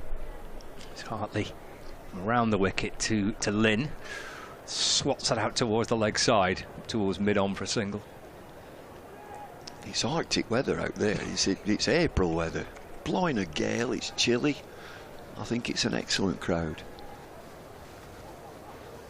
Yeah, it's not pleasant viewing conditions, is it, for a June fixture that's flashed away to the leg side. The score ticks along to 36 for 2. Final group game this, so yeah, nice Sunday afternoon crowd in. Lancashire Lightning are hoping they'll be back here at the end of next week for a home quarter-final tie. As he cleared the infield, he has, Lynn. A little bit of room, up and over point, and down towards the boundary for 4 runs. 40 for 2. Both batters have been looking to give themselves room towards that leg side against Hartley. Hartley, no flight whatsoever, just darting the ball in, just back of the length. Just gets nicked for a boundary there, over the offside, over the top of the offside. Final ball of the power play this, 40 for 2. Hartley to Lynn. As he cleared mid-off, he has. To the left of mid-off and out towards the boundary. It's a big hit to try and reach that rope there. And they might think about 3, they do. They've run 3 to end the power play. So that's 6 overs gone. And that's 43 for 2 after 6 overs. Lynn on 17, Willie on 9. I mentioned the other games we're keeping an eye on. Certainly this fixture here between Worcestershire and Derbyshire, for those watching on the live stream. Worcestershire are 57 for 1. They're batting first. That's a knockout fixture basically between those two teams. Whoever wins qualifies and potentially could get a home quarter final, but for that to happen, Lancashire would have to lose here today. Just got to treat this as another game. I know there's so much riding on it for the finances of the club and the players and the crowd, of course. Just treat it as another game. I think winning the toss and just calming it down. We'll have a ball first. They do like to chase. We've got another bowling change. Livingston into the attack, but these two are very, very dangerous, Lynn and Willie. They've just got a little platform here now, haven't they? 43 for 2 after 6. It's tossed up by Livingston. It's a full toss, actually. And Lynn just punches the ball away to the leg side for a single. If you're hitting towards the new hotel across the ground, and you can see the flags on the old pavilion, hit with the wind, hit towards that new hotel, and it'll fly. Not so the other way. It's a howling gale, is this. Willie on strike. 44 for 2. That's driven through mid-off for 1 run. Moves into double figures, moves on to 10. The score moves on to 45 for 2. Oh dear, that flag's in a bit of a state, isn't it? Yeah. It's got itself wrapped around the flagpole. Livingston over the wicket bowls. And Lynn drives down the ground. Just for 1. Moves on to 19. 46 for 2. He's got centuries as Lynn in T20 cricket. I think he's got 3 for Northants. Livingston from around the wicket balls. Oh. And he's bowled Willie. He's gone for 15. It's 46 for 3 in the 7th. He's just held that back. It's a tantalising off spinner, I'm sure it is, and he's very, very brave to get it up in the air. David Willie's actually gone through the shot. He's played it there, and it's just hit halfway up middle stump. Willie just took half a stride down the pitch, and it's just half a pint from middle stump. It's a slower delivery, and Livingston's killing himself laughing. 46 for 3 in the 7th. Handy partnership to break that, wasn't it, too, for Lancashire? Oh, yeah. It's a slower delivery. And we've seen Tom Hartley, he's been darting the ball into both these batters. But Livingston into the attack, he bowled, I certainly bowled 1 leg spinner, quite flat. That off spinner, and he's tempting him to hit into that gale. Missed it completely. Safe Zabe, the new batter. Willie out for 10. Partnership was worth 27, I think, between those two. Coming to an end of the handy time for Lancashire Lightning. So Livingston strikes in his first over. He's in bowling to Safe Zabe. He looks to sweep. Ball down the leg side and signalled a wide. So 47 for 3. There's Livingston in and bowls. Safe Zabe gets forward and drives beyond the reach of Livingston. He's put the old belly flop in there to try and stop the ball. Livingston gets a single. 48 for 3. And the ball just trickled outside of that 30-yard circle. Final ball of the 7th coming up. 48 for 3. Lynn 19, Zabe on 1. Livingston bowls and chopped away into the offside on the bounce to extra cover where Dane Villas fields. End of the 7th over. 48 for 3. And a good over as well from Livingston. He mixed it up. He bowled off spin. He bowled a couple of leg spinners, got a wicket, and just single scored from it. I wonder if Tom Hartley, yes he will, he'll come out of the attack now, Hartley, and another spinner comes in, Luke Wells. We talked about this last time with Luke Wells. He came from Sussex, and I don't think he played a T20 game for 6 years for Sussex, and he's moved up here to Lancashire, and he's been an ever-present really. He's played pretty well. He bowls a little bit of part-time leg spin. He's increasingly becoming quite a significant part of the bowling attack, isn't he, I think, Livingston? There's no Parkinson. Parkinson's gone, and he bowls a bit of leg spin. Over number 8, this for the Steelbacks. Wells to Zabe. Sweeps, turning the ball down to backward square leg for a single. Safe Zabe moves on to 2, so it's 49 for 3. So we're just into the 8th over. And already for the Steelbacks, Vasconcelos, Gay and Willie have all been dismissed. But Lynn's still there, 19 not out. And he's looking over his left shoulder towards that leg side boundary. As Luke Wells is in and bowls, and Lynn down on one knee, trying to chop the ball away, and then it bounces past the stumps. And there's no run. I think he kind of lost sight of it for a moment there, Chris Lynn. Certain as to where the ball had gone, but could have crashed back onto his stumps. It didn't. Wells to Lynn. That's carved away. Rob Jones on the point boundary fields. Lynn moves on to 20. That brings up the 52 for the Steelbacks.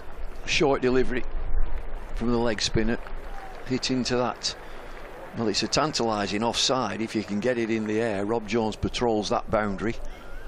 Hotel looks to be coming on nearly done, I would have thought. Wells in, bowls, playing a miss by Safe Zabe. Through to Butler. Yeah, it's not far away now, is it? The Hotel. Is it going to be red? It's got to be red, surely.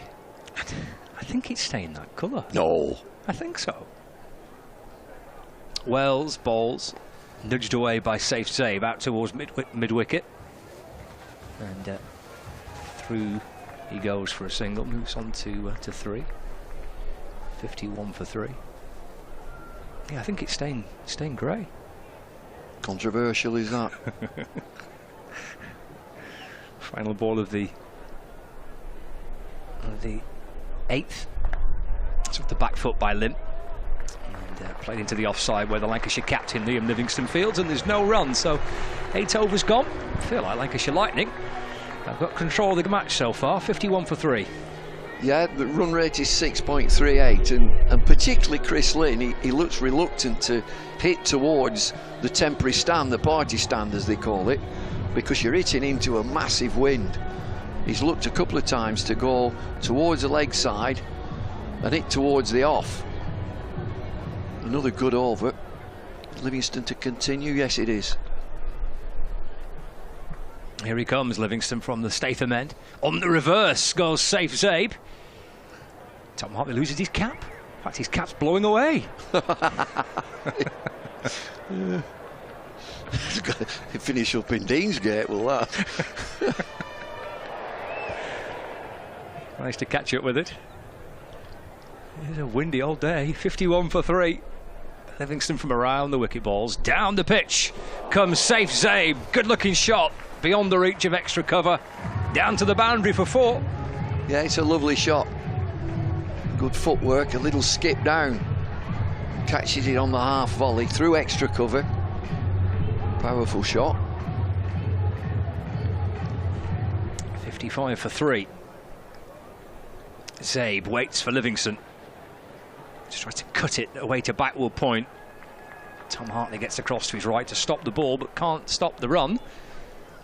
56 for 3 now. What are the other bowling options? Mitchell is 1. Have they just got the 5, or have they got somebody else up the sleeve? Probably just Mitchell. Livingston in a fuller ball. Down the ground he sends it, Chris Lynn. All the way to long on for 6. 62 for 3. Leg spinner. I mentioned that he's mixed it up. His ball off spin and leg spin. That's a flighted leg spin. Just a little bit too full. Lynn moves on to 26 from just 19 balls faced. 62 for 3. Dangerous player, Chris Lynn, and he's in here for the Steelbacks. And he goes high again towards the leg side, out towards deep mid-wicket, into the crowd. And it's gone for 6 more, successive 6s for Lynn. Watch out in the crowd when Lynn's batting. That's caught on the breeze. Fielders looked interested. Livingston looked interested. It's another leg spinner, but he's got the breeze. 68 for 3. Balls again, and Lynn is deceived this time by Livingston. It's played back down the pitch, and there's no run. 9 overs gone, 68 for 3. Well, that helps. 7.56 run rate now. Lynn, he'll be looking to bat 20 overs, and if he does, he just scores very, very naturally. Talked about him being a dangerous player. The crowd are getting some handouts. I think they look like they're now. Then this, there's a little lad just opening it up. Well, if I got in here, hey, Dad wants it. Get off. He's giving it the little lad. What are you doing with it? See, he won't give it him back.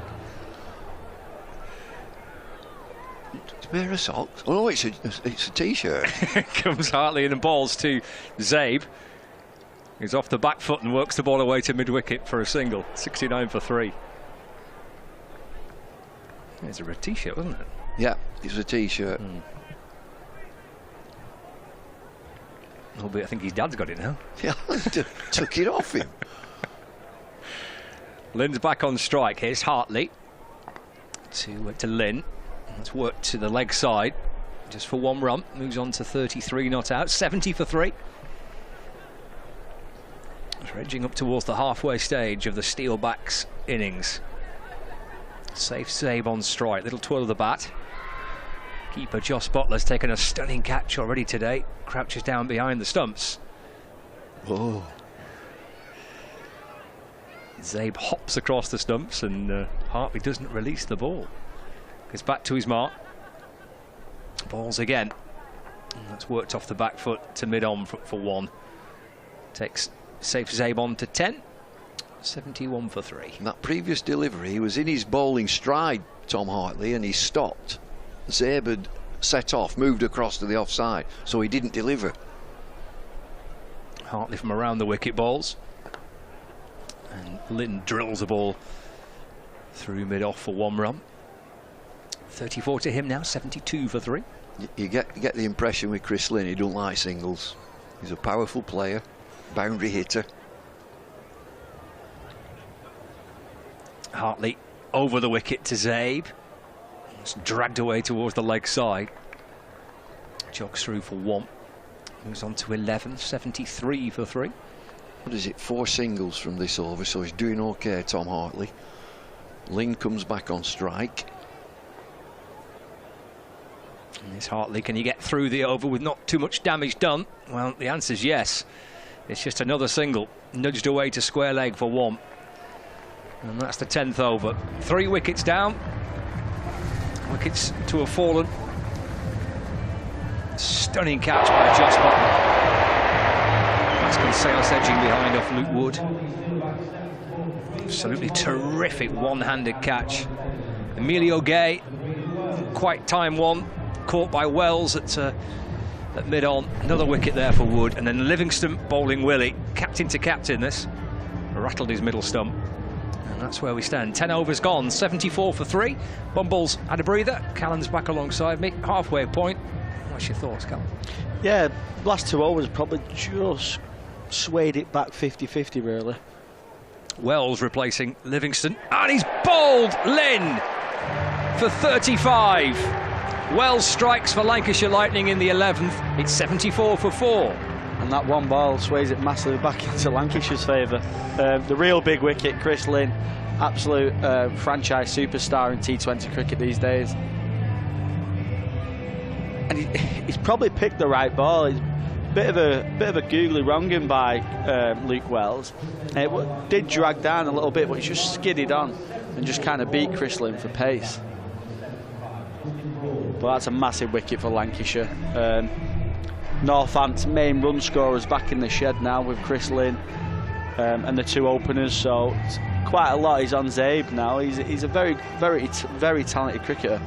He's really come on leaps and bounds this year for Northants. And I think he's scored over 318 runs for Northants in this tournament so far. So he's still a big wicket, and while he's there, Northants will still fancy the chances of putting a decent score on. 74 for 4. start of the 11th, the very first ball of the 11th over, the wicket of Chris Lim.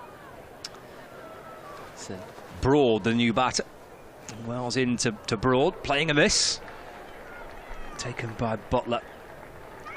And there's no run. So wicket and a dot ball. Good start, but for Wells, this is second over. Lancashire's mascot is chilling out. Having a little seat in front of the point.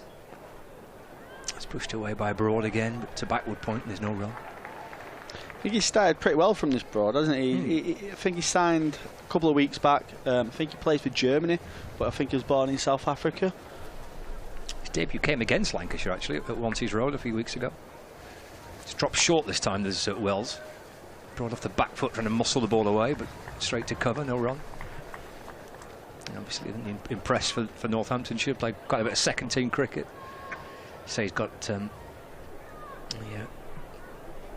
German kind of heritage, and he batted very nicely at Wanties Road. It's driven away towards the offside, out toward deep backward point. He'll come back for his first runs. Moves on to 2. It's 76 for 4. I think he already got a relatively small total. I think it might have been single figures, but he looked really, really nice. A kind of accomplished batter. A little bit I saw of him at Wanties Road. He's off the back foot and worked away towards mid-on for a single. And he moves on to 3, and that does complete the 11th over. So a good over by Wells, 3 off it. But the wicket, the big wicket of Chris Lynn, so 11 overs gone, 77 for 4. The test match, by the way, Ben Stokes is still going. He's still there, and England need 72 more runs to win. They've got 4 wickets remaining, and Broad is still going. Stokes is still going with Broad. Stokes is 154 not out. Broad on 11. 72 to win for England. I'm not even going to say anything. I'm just going to keep quiet for now. Don't want to give the old curse on it. Oh my word. We're going to see Daryl Mitchell now. First time this evening this afternoon with the ball. A New Zealander running in from the Anderson end, bowls to Justin Broad. Just easing the ball away off his hip, away to backward square leg for a single. So 78 for 4 now. We're in the 12th. He's not predominantly known for his bowling, isn't he? But he's been Lancashire's second leading wicket taker in this tournament. He's been absolutely excellent for Lancashire this year. Red ball and white ball. He's been, well, I mean, his standout performances with the bat, but bowling wise, he's got crucial wickets consistently. I mean, I know we did last week against Surrey, 2 in 2. Turned the game back into sort of Lancashire's favour a little bit, and like you say, he's been an excellent signing for Lancashire, and he's the Lancashire faithful really love him down here. Yeah, he's had a really big impact. Slower ball by Mitchell to safe Zabe. That's clipped away to the leg side. They get through for 1. The score moves on to 79 for 4. He's been a terrific overseas signing, hasn't he, Darren Mitchell? Yeah, he's got a bit about him as well. He's got that fire, that hunger. He likes to really be in the game, and likes them pressure moments. Broad waits for Mitchell. It's a short ball. He rocks back and pulls the ball. He's in control of that. Down towards fine leg where Bailey fields. Score moves on to 80 for 4. And that takes Broad on to 5, brings Safe Zabe back on strike with BBC Radio Manchester and BBC Radio Lancashire and Lancs TV for coverage of this final group game of the T20 Blast. Lancashire Lightning looking for a win to secure a home quarter-final. Mitchell from around the wicket, bowls to Safe Zabe. That's helped down towards fine leg. Straight to Wells, who takes the catch, and Zabe's gone for 12, and it's 5 down now, 80 for 5. Exactly what we're saying. Just Daryl Mitchell again coming in, having an instant impact. Great bowling to his field as well. Keeps it really tight to Zabe there. Zabe walked across the stumps just to try and put Mitchell off his line and length, but he's just kind of followed him a little bit with the off cutter as well, slower ball, and he just kind of top edged it and stayed it all the way to Luke Wells down there at fine leg. It's a brilliant wicket again for Lancashire though, just what they needed. Now they can really put the pressure on Northampton. They're not exactly into Northampton's tail, but the big run scorers for Northampton are gone now, back in the shed, and Lancashire will be hoping to really put a dent into this score now. Yeah, Vasconcelos for 12, Emilio Gay for 4, Lynn for 35, Willie for 10, and Saif Zaid for 12. All out for the Steelbacks. 80 for 5, with 2 balls remaining of the 12th over. Mitchell to McManus. And McManus defends. New batter for the Steelbacks. On the bounce, back to Daryl Mitchell. He's got wickets at really good times as well, Lancashire. Lynn got going a little bit of a partnership when he was in, but other than that, they've really put a stop to any partnerships. Just keep chipping away, don't they? A handy habit to have. Mitchell balls to McManus, up off his toes, and flicks the ball away to the leg side for 1 run. And he keeps the strike as well. So that's 12 overs complete. Steelbacks put into bat by Lancashire. Lancashire Lightning won the toss and opted to have a field first. They've got 5 wickets, 81 for 5. A reminder for you, if for viewers on Lax TV, there is a quiz during the course of the interval. Interactive quiz. Hope it's not on geography, because we'll be struggling, Scott, after a couple of weeks ago. Kevin James putting us through our paces with a lot of geography questions. Yeah, we struggled a bit with that. Yeah. I think the cricket-related ones. There's Wells. In and bowls. Forward goes McManus. Just drops it into the offside. Quick single, this. Dart through for a sharp 1. 82 for 5. McManus moves on to 2 with that. So it brings Broad back on strike. Wells from the Statham end, who's running up towards the pavilion. He's going to come in and ball over the wicket. Up and over, point down towards the boundary. Can Wood get around and stop this?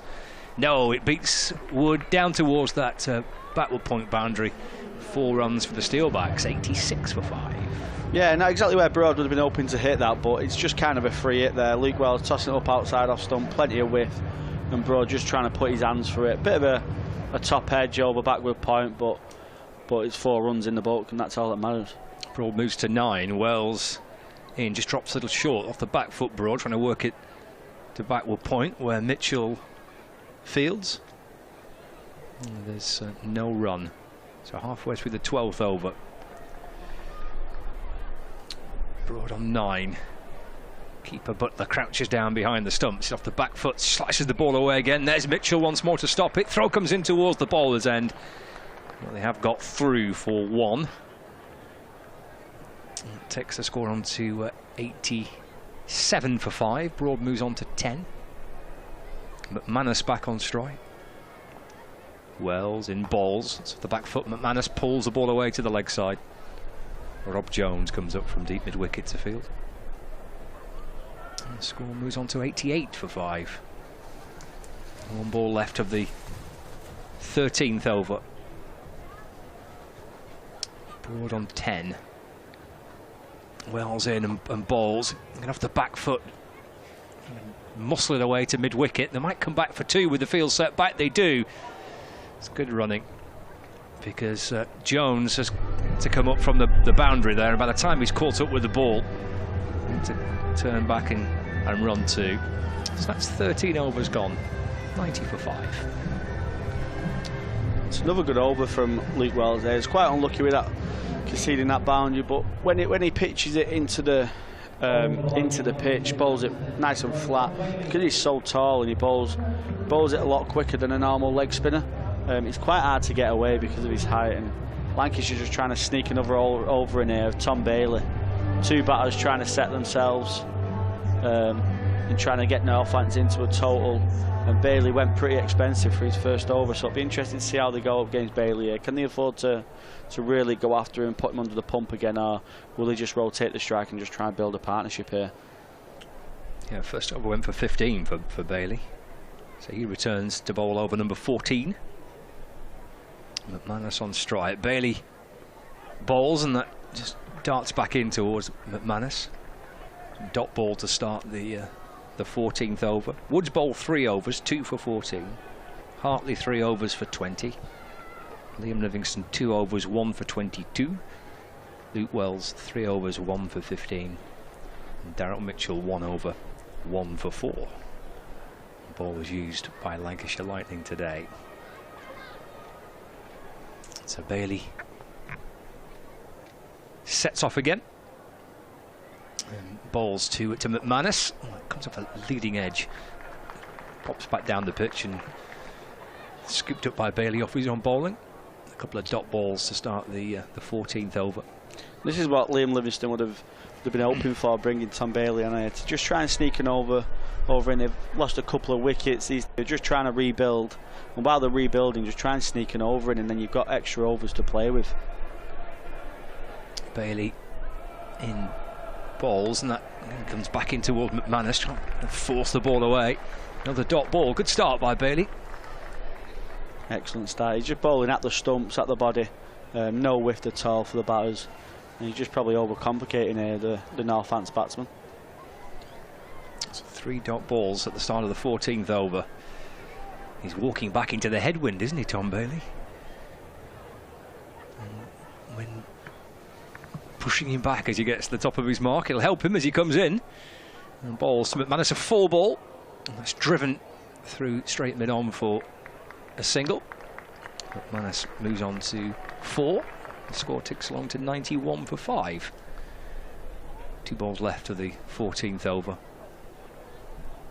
Broad and McManus meet halfway down the pitch. Just a 1 run so far off this 14th over. Bailey waits for Mitchell to drop back from short fine leg to fine leg.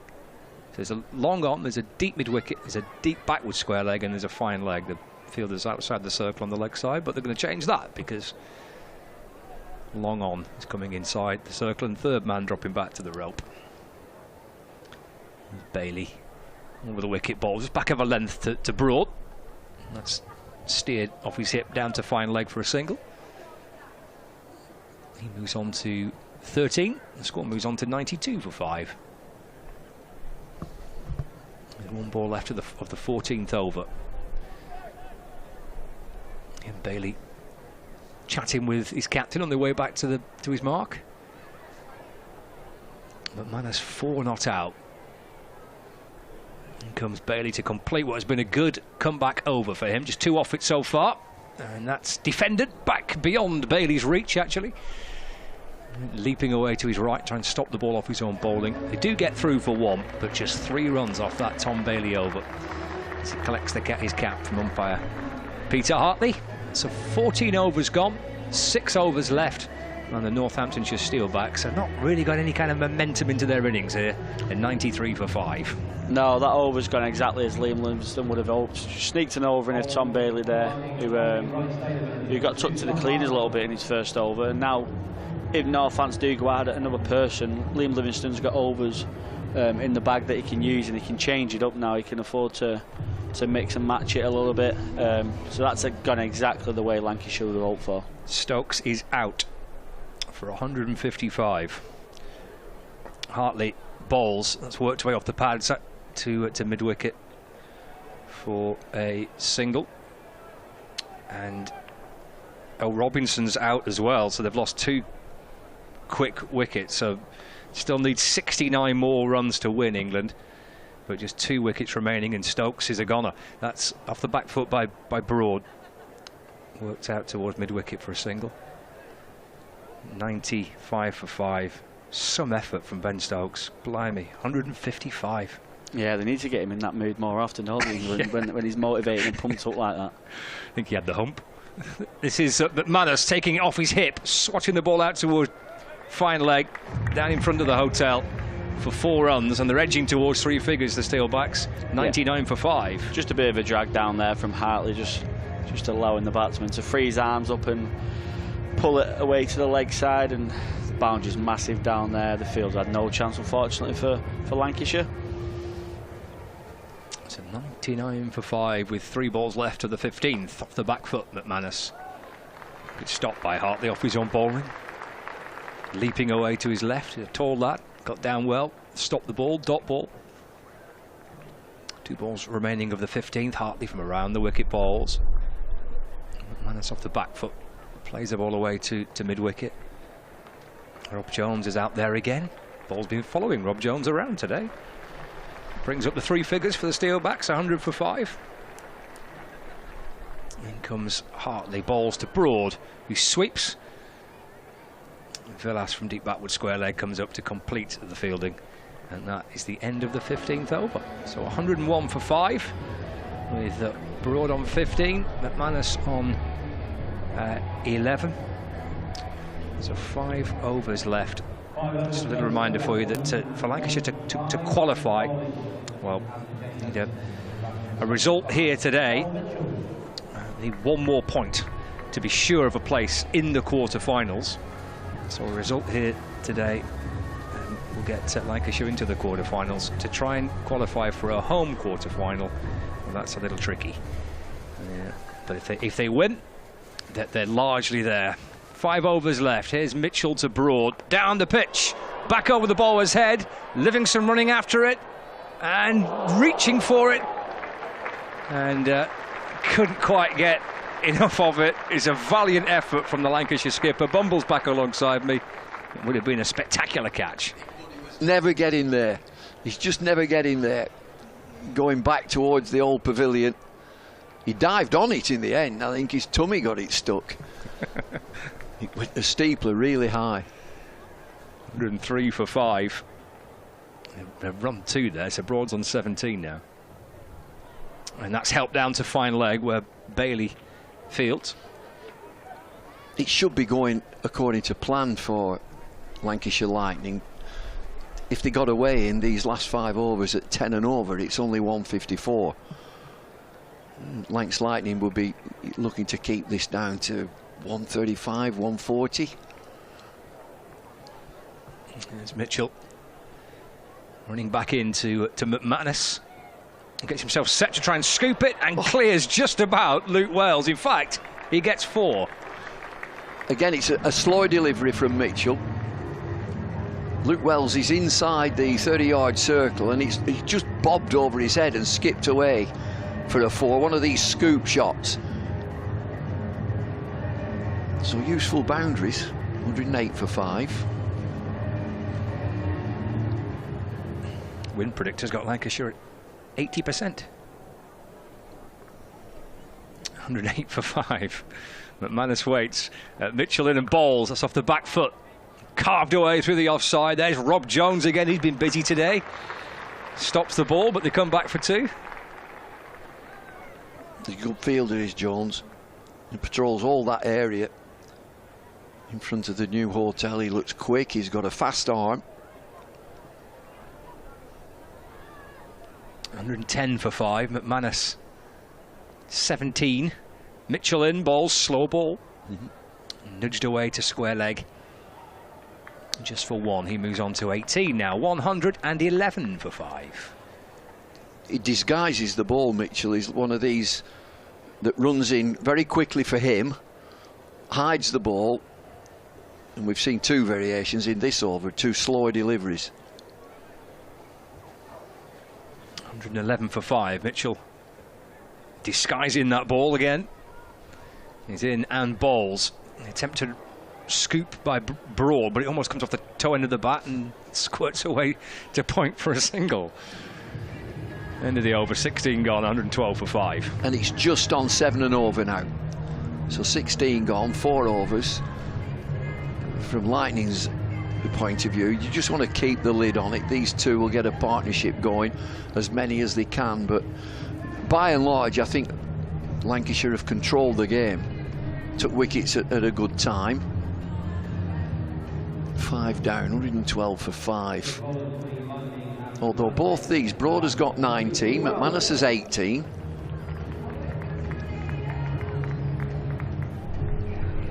Got 4 overs left to try and get something on the board that might be challenging for Lancashire Lightning. Wells is going to bowl out here, his 4th and final over, 1 for 15. He picked up a key wicket. Chris Lynn in and bowls to Broad.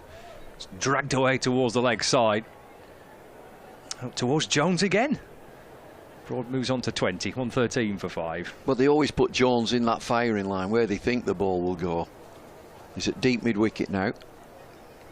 McManus waits for Wells, who's over the wicket and bowls. It's off the back foot. Cut away into the offside. Livingston. And he's there to field. We do get through for a single. They fielded well. Very, very well. 114 for 5. Wells bouncing in, bowls again. It's dragged down towards the leg side. Up comes Rob Jones again. Scoops up the ball, sends it in on the bounce towards the bowler's end. And they've run 116 for 5. You see this area at Old Trafford and they always push the boundary back. You go to some T20 grounds and they bring the boundary right in. They don't do that here. Push it right back. Halfway through the 17th over. Broad 22 not out. And down the pitch he comes. Flicks the ball up towards middle. Chugs through for 1. It's a good spell, is this, from Wells? What is it, 3.4 overs, 2 deliveries to go. He's only gone for 20. He's doing a fine job for the team, Luke Wells. Balls again. A little pace on that. McManus off the back foot, trying to work it away to mid-wicket. There's Jones again coming up. McManus turns and comes back for a second.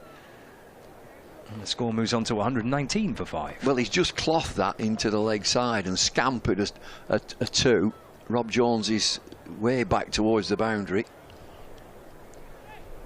Final ball of the 17th over. Fizzing a little bit quicker this time by Wells. And McManus deep in the crease. Picks out you-know-who on the deep mid-wicket boundary. He's knackered, the poor lad. Will somebody else play? I think every ball's gone to Rob Jones there in that mid-wicket area. Crowd are in their anoraks. They're all wrapped up. They need to be.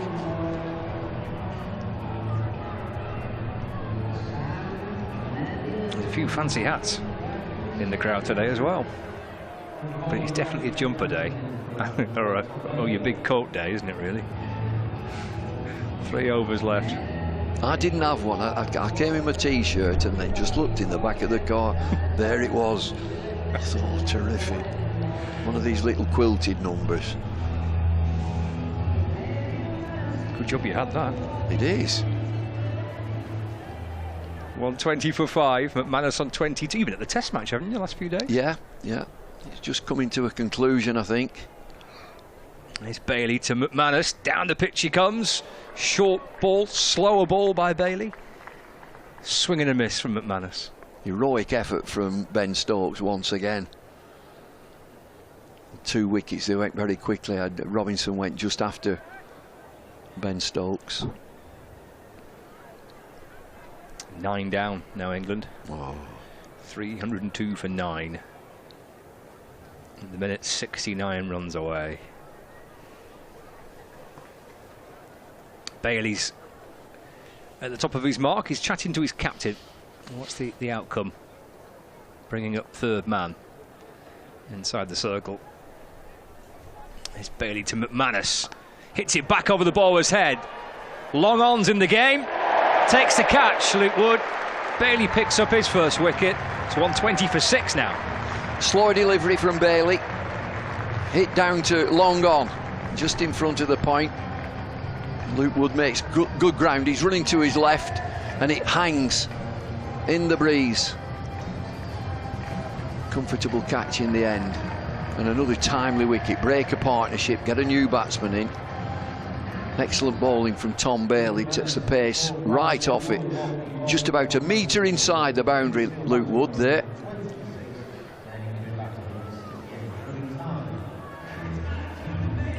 Good catch from Wood. Looks like he might be coming back in to have a bottle as well. In a few stretches. So far has gone pretty much to plan, this, hasn't it? It has. They've kept the lid on things. They have an outstanding record here in T20 cricket. It's almost 3 years since they last lost a T20 match at home. If they continue that today, then they'll look set to be back here at the end of next week. Oh. Swing and a miss from AJ Tye, the new batter, through to Jos Buttler. No run. Andrew Tye will bowl well. Slower deliveries. Been an excellent pitch. It always is. Every time you come here, it's a really good pitch. Probably too good at times. A dot, a wicket and a dot. First 3 balls from Bailey. Tye waits for Bailey. Slower ball. And that's driven through mid-off for 1 run. Tye gets his first run of the match. It's 121 for 6. So he's not a quick bowler, Tom Bailey. And so the cleverness in what he does, he takes pace off. He's bowled quite a number of really slow deliveries, and he's got wickets as well. So he's not quick, he can't bang it in, he's not going to bowl short. So what does he do? He takes his pace off, bowls it slower. 121 for 6. Long off coming to inside the circle. And so Bailey bowls again. Taken away to the leg side by Broad. Down towards deep backward square leg. Mitchell is there to stop it for Lancashire. Sends a throw in towards the keeper's end. They have come back for 2. 123 for 6. Still a very good over from Bailey, is this. Dot ball wicket, dot ball 1-2. So 1 ball left of it. 3 runs and the wicket. Bailey to complete his 3rd over. In and bowls to Broad. Oh, it's a big shot. That's 6 out towards the party stand. Catch it if you can. 6 for Broad. 129 for 6. Well, that's a surprise. We didn't see that coming. It's a super shot. Hitting into the wind. Real bottom hand comes into it, into the party stand, the temporary stand. I think it's dropped in there. They can't find it either. Oh, that's why he's got a bag of chips. Not going to let his chips go. Forget the ball, save the chips. Will be Lukewood to return. 2 overs left for the Steelbacks. What can they get to? Got 129 on the board at the minute. Broad's on 31. And Tye's on 1. And Wood will complete his allotted 4 overs. Bowled beautifully tonight. 2 for 14 from 3 overs. 3 overs in the power play by Luke Wood. So Wood, left arm round the wicket. In and bowls Tye. Picks up his 3rd wicket of the afternoon, Luke Wood. Tye's gone. It's 7 down now, 129 for 7. He's demolished the stumps there. It's middle stump. I can't see it from here. It's there, sort of 3/4 way to the ground. Full length from around the wicket to Andrew Tye. See the replay as Tye goes back into his stumps. Middle stump. What a thrill for the bowler coming into the attack. He's bowled splendidly this evening, Luke Wood. Another wicket just at the right time. Broad's still in there, but he's just watching from the wrong end. 129 for 7. Taylor, the new batsman.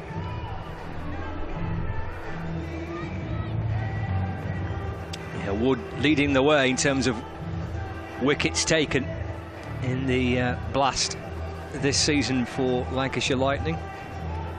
Now got 17 in the group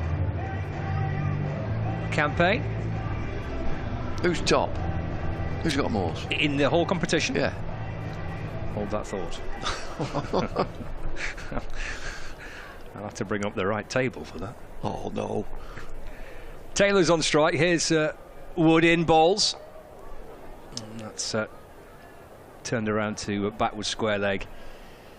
And through they go for a single. The leading wicket taker in the T20 blast this season is Ben Green with 26. Zach Chappell has 25.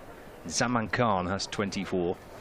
But Ben Green with 26 wickets leads the way for Somerset.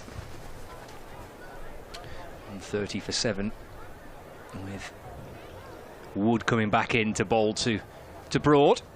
Rocks back, top edge of the pull shot.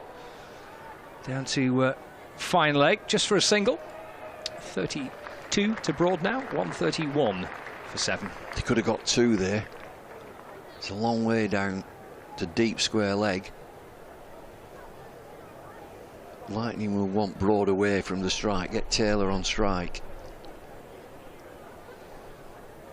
The leading run scorers in the Blast this season. Daniel Bell-Drummond, exactly 600. Good player. James Vince, 583. Really good player. David Malan, 546. Wood left arm round, balls. It's off the back foot by Taylor, punched up towards mid-off. But there's no run. 131 for 7. As good as this from Wood. Keep Broad away. 5 deliveries, dot ball, wicket, single, single, dot ball.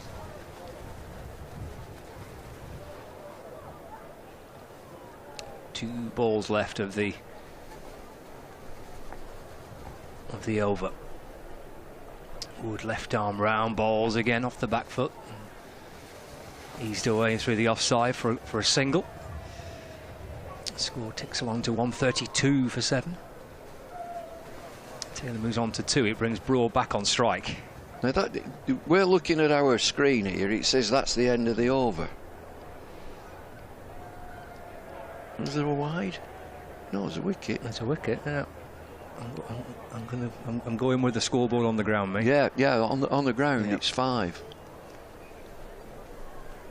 Wood left arm round, balls, and that beats Broad in position to try and ramp it through to the keeper. No run. 1 over left. There's a quiz taking place in the interval bumble. I think you're involved in this quiz. Yeah, if it's anything like the last one, it was so easy. Stiffen them questions up a bit. I think you're required downstairs. Well, they'll have to wait. Fair enough, fair enough, fair enough. Stay here till the end of the innings, though. Make a quick dart for the interval quiz. I can run down there, no messing. Okay. I've done it many times. Who's going to bowl this last over? Mitchell, I think. Yeah, it is. 2 overs, 1 for 15, Daryl Mitchell. 132 for 7. The Lancs TV team are now having to try and find something to allow you time to go down and... Nonsense.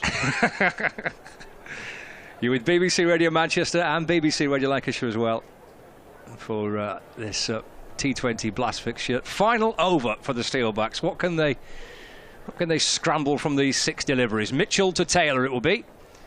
And it's fallen wide of off stump and it's left. Well, it's missed rather. Swing and a miss from Taylor through to Butler, no run. He'll keep it wide, keep it away from the batter. Just try and get it inside that return line. Umpires are very keen on that return line. If you go outside that, it'll be a wide. Just looking at third man and fine leg are inside the circle, so it's going to be medium pace at best. 5 balls left. Mitchell over the wicket, balls, slower ball again. And Taylor sends it up to mid-on for a single.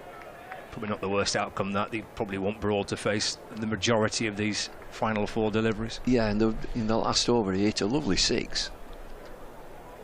But I think that Mitchell will try and keep it outside off stump, keep it away from that leg side boundary. There's 3 fielders on the leg side boundary. There's a long on, there's a deep mid-wicket, there's a deep backward square.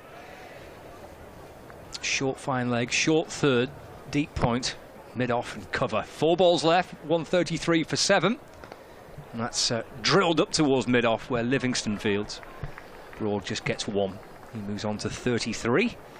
Score moves on to 134 for 7. I'm going to do one more ball and then I'm going to hot foot down there. I thought you were going to stay till the end and then make a quick they're dash. not getting any, are they? They're not getting any.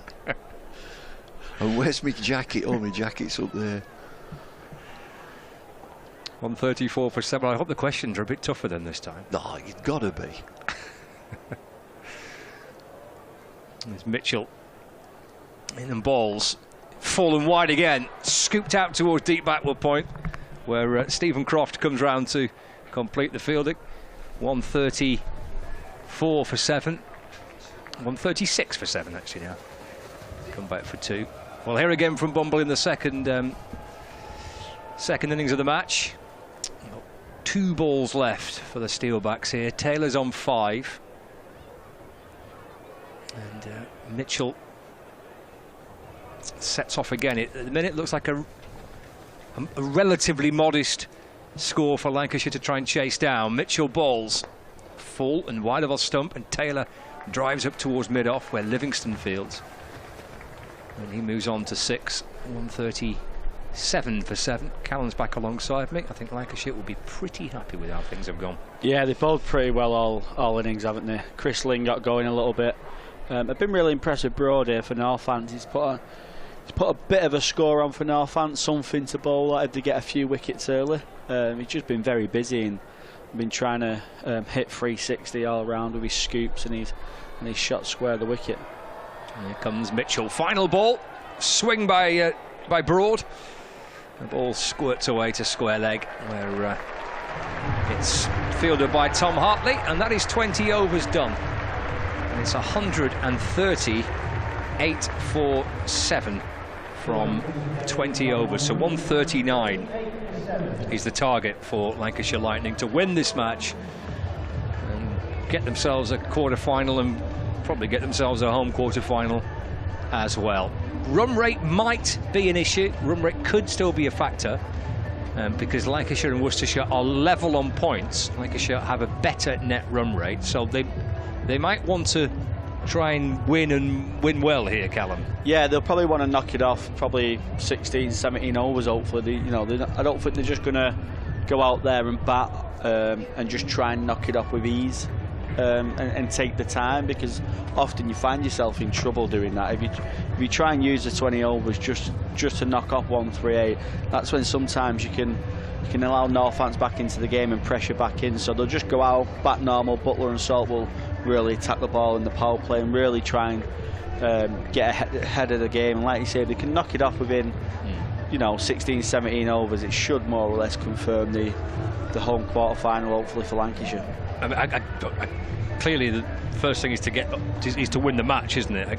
But and that gets them the quarter-final tie. But if they can win it and win it well, that's a bit of a bonus. Steelbacks can still qualify. They need a couple of results elsewhere to go in their favour, and they have to win here. So there's a bit of work for the Steelbacks to do. Viewers on Lancs TV, as Liam Livingston heads back up towards the Lancashire dressing room.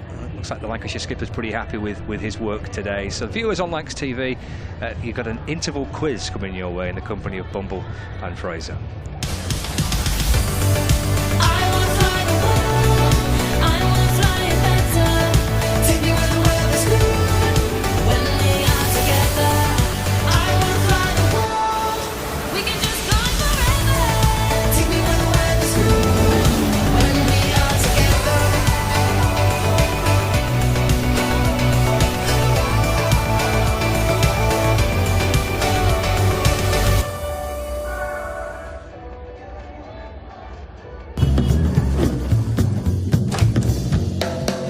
Room. How's that? How's that?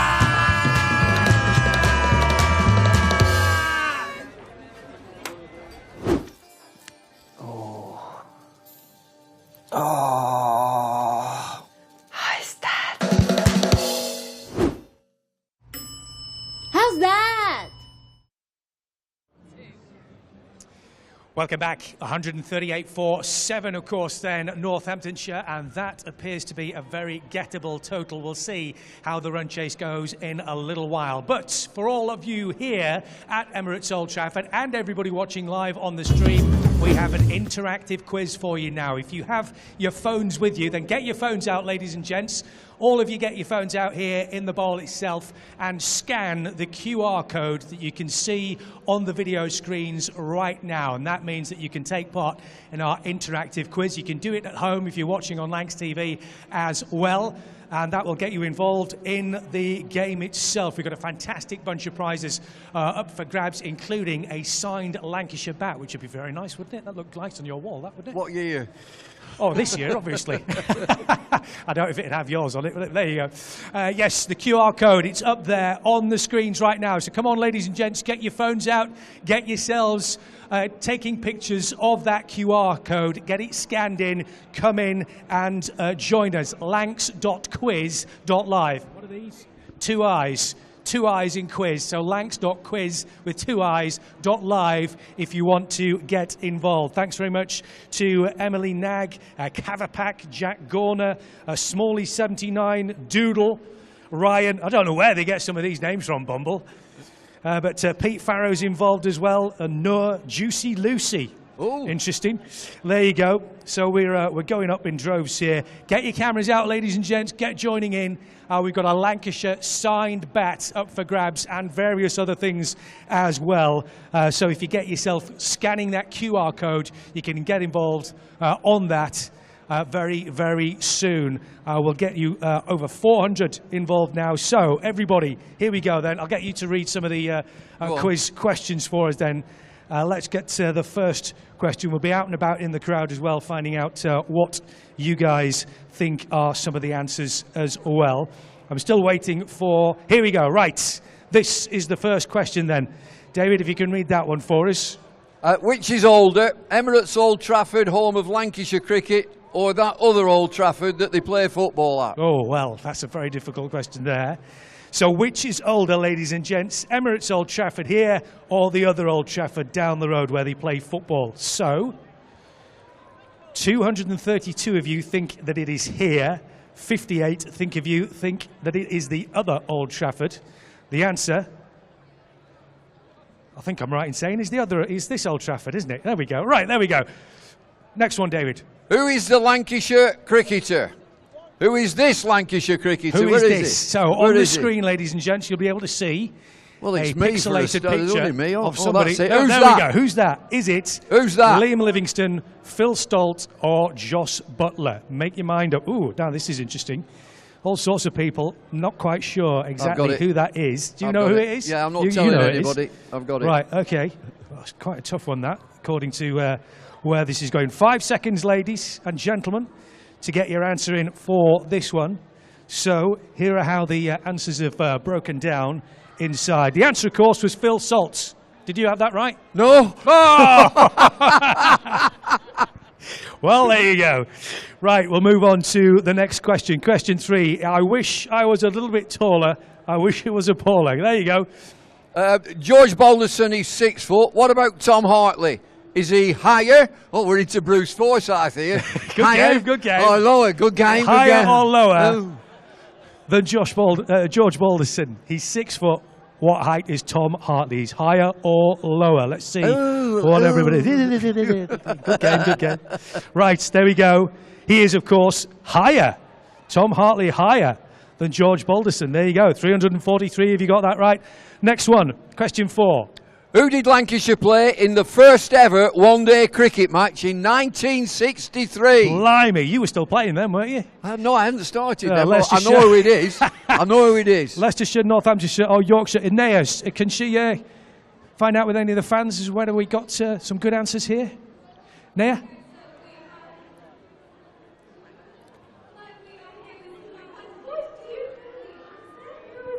We're not sure. We think it's Lancashire. Not Lancashire, Yorkshire, but who knows? Probably. We've got Northamptonshire. We've got Northamptonshire. Okay, amazing. Fraser, over to you to Here we find out go. the answer. Thanks, Naya. Yes, the answer is actually Leicestershire.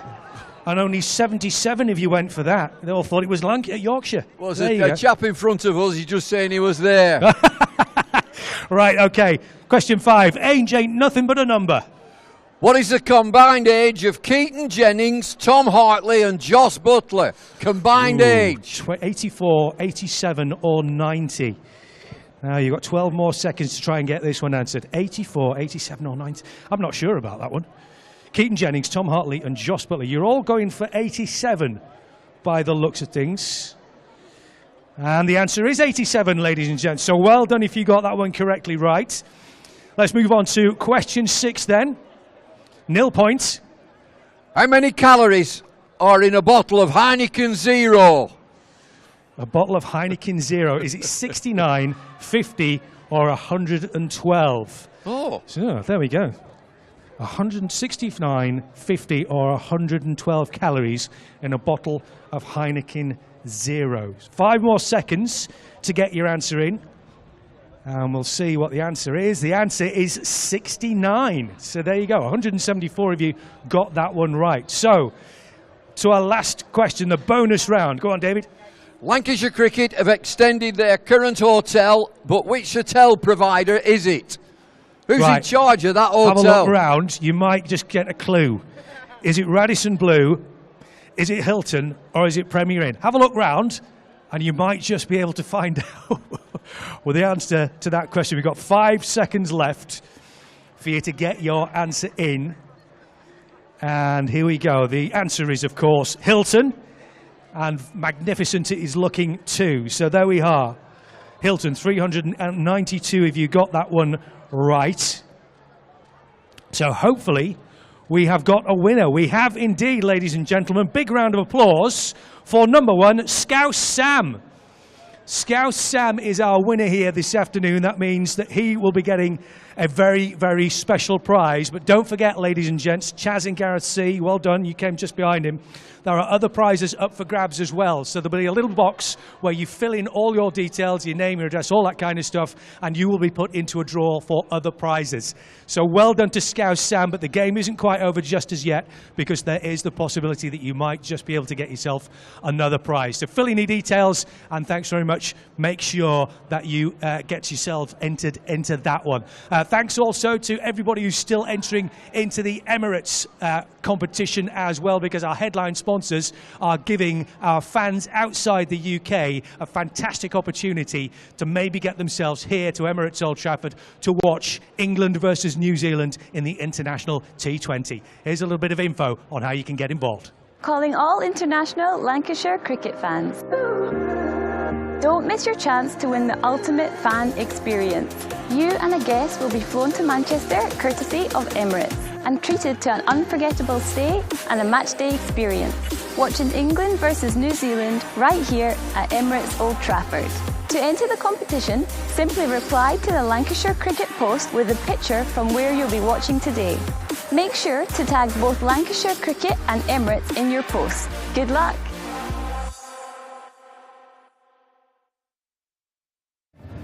Away to our right, the umpire's heading out.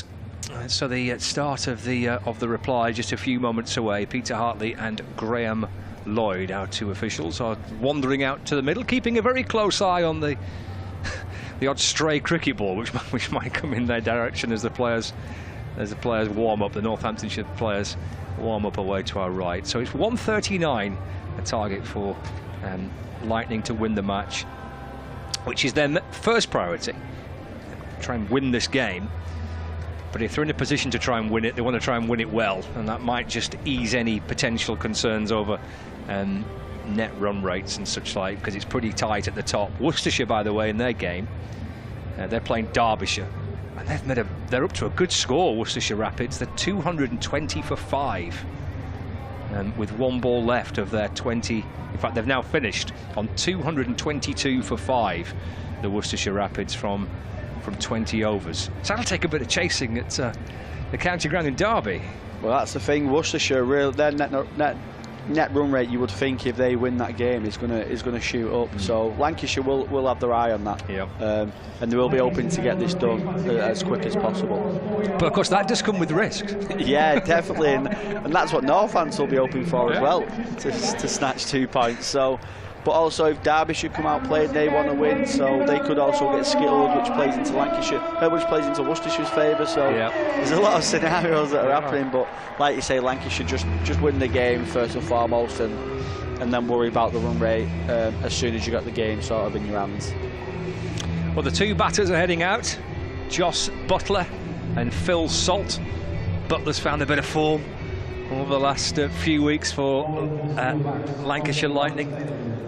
83 with a 74 before that, a 31, and yeah, he's found a bit of form as Butler. Inevitable. He was going to get a few runs at some point. Yeah, he's too good to not, isn't he? He's such an excellent player, and to see him peaking now, Lancashire will be really happy with that. So, Salt to face the first delivery. David Willey, left-arm bowler for the Steelbacks. And there's a slip in play. So here comes Willey. Slightly angled approach. Fires one in, but down the leg side. Tumbling away goes McManus. And a wide signalled. And just like the Northamptonshire innings, a wide from the first ball. Gets Lancashire up and running, one without loss. Yeah, and really good shape from Willey there as well, especially with the wind going across him. Really helping the angle into the right-handers, so he'll be hoping to cause the right-handers some trouble early on with that swing. Gets back to the top of his mark, sets off again, bouncing his way in past the umpire. That's driven away by Salt. Stopped just back with a point by Safe Zabe, and there is no run. Crowd still filtering back to their seats following the interval. There's plenty to do here aside from just watching the cricket. There's all sorts of bits and bobs behind the pavilion with these bouncy castles and such like for the kids to enjoy. Got some live singers on as well. Where's they? Walking in, yeah. Oh right, okay. I can see one stand as Willey comes in and bowls it to Salt. It's full onto the pads and whipped away to the leg side. Salt comes back for a second. He might even think of 3 here. Yeah, turns and comes back and runs 3. And takes Lancashire Lightning onto 4 without loss. But in between the pavilion and the point, I can just see one stall that just says kebab. so I think the clue's in the title of that, yeah, I wonder what they sell. So go and get yourself tucked into a finest kebab. What's on there? Chicken tikka, lamb, paneer. Best kebab in Manchester as well. It's been supposedly. It's a big claim, that, isn't it? It's a big claim. Nice time to go now. Queue's quite quiet. It won't be in a minute. No. 4 without loss. As Willey is in to Butler for the first time now. Swings into Butler and just tucks the ball away to mid-wicket. Emilio Gay fields for the Steelbacks. No run. These 3 who are in the game at the moment, Willey, Butler and Salt, would have played and trained against each other a lot in the England setup. So Butler and Salt will know what Willey's going to try and do, and so will Willey. He'll know that these 2 are explosive batters and can play all around the ground 360 degrees. Still got the slip in place. Willey halfway through his first over. Balls against, pushes it a little bit fuller. Butler steers it off the front foot, backward of square on the offside, and there is no run. So 4 balls sent down so far by... Oh, actually 5. The first one was a wide. And 4 runs on the board. Butler having played in 10 of these 14 group matches. He will be available for Lancashire next week if they do get to that quarter-final. Willey back into Butler, swings in again. He's playing a miss in the Butler through to the keeper. No run. It's a really good start by Willey, but we've got a great view here, Callum, haven't we, of that shape that Willey's getting with that left arm over the wicket. Yeah, that one's come back in, but the one before just kind of sent across Butler, so he is trying to mix it up, and you've got to do that to someone like Butler. You can't just settle on a length and doing the same thing, because soon he'll adapt and he'll pick you up. And Willey's just changed the field just to in front of square a little bit, so he'll probably go back to his in-swing again here now. Final ball of the first over. Willey to Butler, yes, swings back into Butler, and that's flicked out towards the leg side. Butler jogs through for a single. And the score moves on to 5 without loss. So 1 over gone. of the Lancashire Lightning reply. You with BBC Radio Manchester and BBC Radio Lancashire today for this T20 fixture live from Emirates Old Trafford.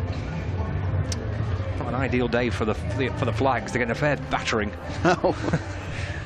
It is windy out there. It's died down a little bit, just as Lancashire have come out to bat, but it was really windy for the Northampton innings. So, and we only seen one. I think it was 1-6 into the party stand, which is the shorter boundary. But like Bumble said before, you're hitting into the wind that way. So, the batsmen out there are clearly trying to identify hitting with the wind and trying to not get themselves into trouble.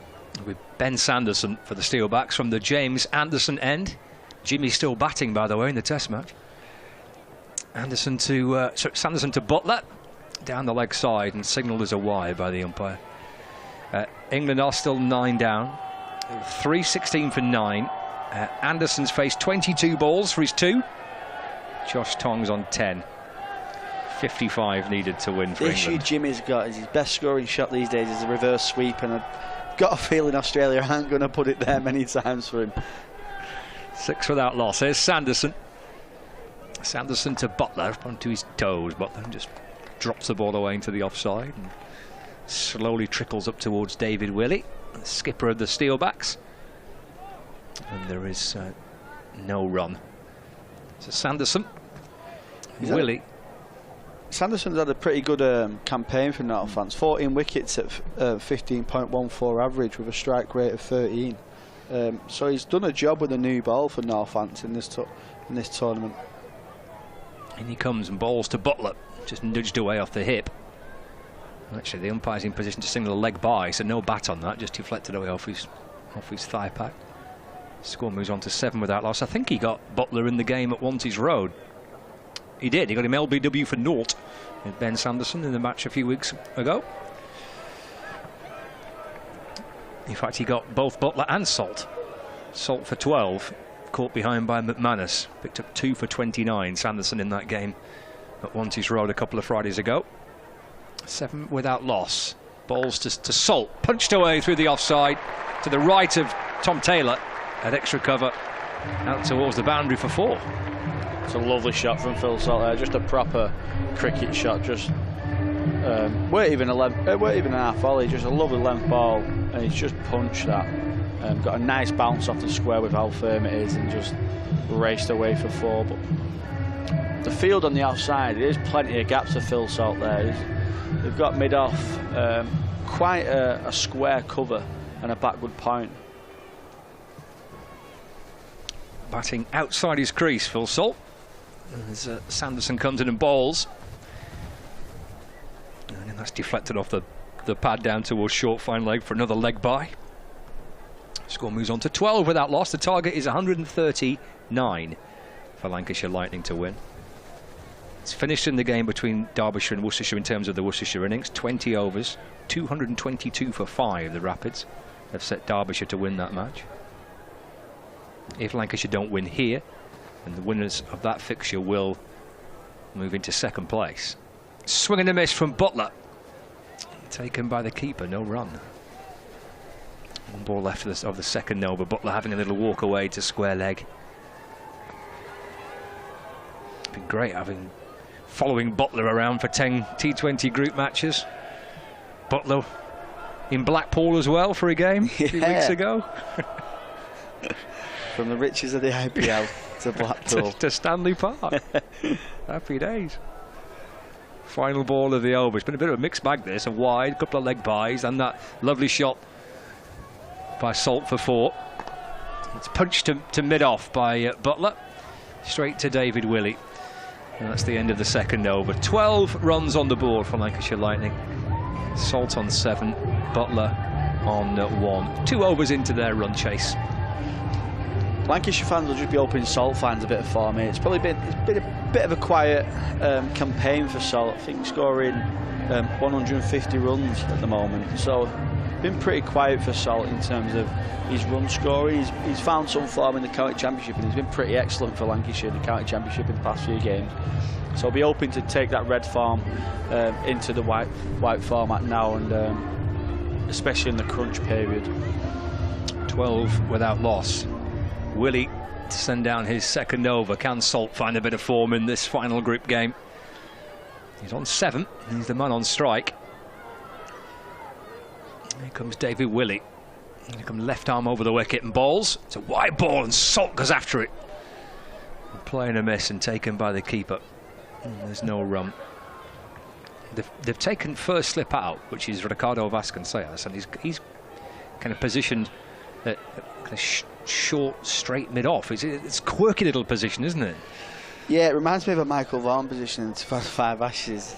Him and Matthew Morgard used to have it quite a lot, but I like it because it can push your fielders and the offside a lot wider, so you can cover the gaps in the offside a lot more now. Here's Willie. In and balls forward goes Salt. It's defended up to mid-off. Tom Taylor fields, no run. With the shape Willie's getting as well, if you do try and drive him, if he gets some big shape and you kind of miscue it, it's going to hit the inside of your edge of the bat, and it can just pop up straight. So it's a really good position, I feel, especially for someone like Phil Salt, who likes to hit on top of the ball. Here's Willie gliding in, balls again. Salt steps the leg side. That's worked away to mid-wicket where Emilio Gay fields. Salt gets a single, so he ticks along to 8. And Lancashire Lightning are 13 without loss. England are still going. 47 more needed to win. At 324 for 9. It's the hope that kills, isn't it? Imagine if it gets down to 20 or something. Oh, yeah. God. Yeah. 44 needed to win now. There's Willie Ball, swings back into Butler, who clears mid-on. And all the way for 6. Clattering into the Northamptonshire kit bag. It's gone for 6 for Butler. 19 without loss. Excellent shot from Butler there. He's just so good. Just his bat speed is ridiculous. The way he gets his hands through the ball, it's more or less not far off a Yorker.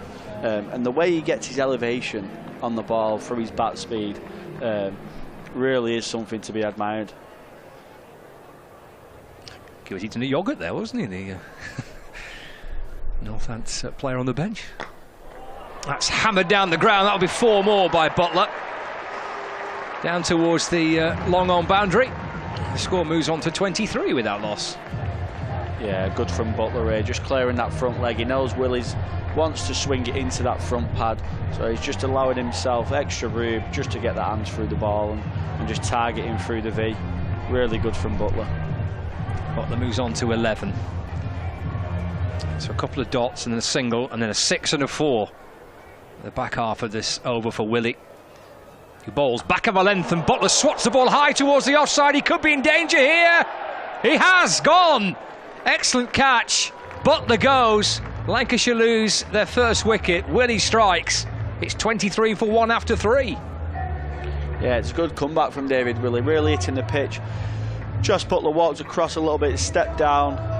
David Willie just dropped it short and made Butler play more on the back foot there, and he just tried to give himself room and slash it over the offside, but like you say, hitting into the wind, it's a really risky shot, to be honest, but the Northants boys will be really happy with that wicket. Stephen Croft comes out to join Phil Salt. So how often do you see that in a T20 cricket? You see Butler hit a 6 and a 4, you feel like the over belongs to the batter, and then bowler comes and strikes back. Yeah, and that's what T20 cricket's like these days. The way they hit it, you think you've got your 4 and your 6 off the over, you've got 11, just take that, get out the over, go into the next one. But the way they play these days, they just keep going after it, especially with a run rate in mind. They'll just want to keep being aggressive. So 23 for 1. Safe Zabe with the catch for the Steelbacks. Here's Sanderson to Salt.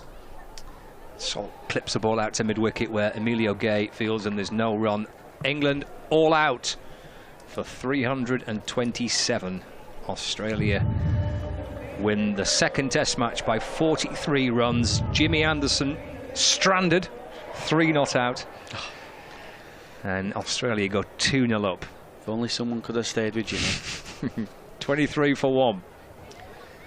Sanderson to Salt. To the back foot and flicks the ball away off his hip.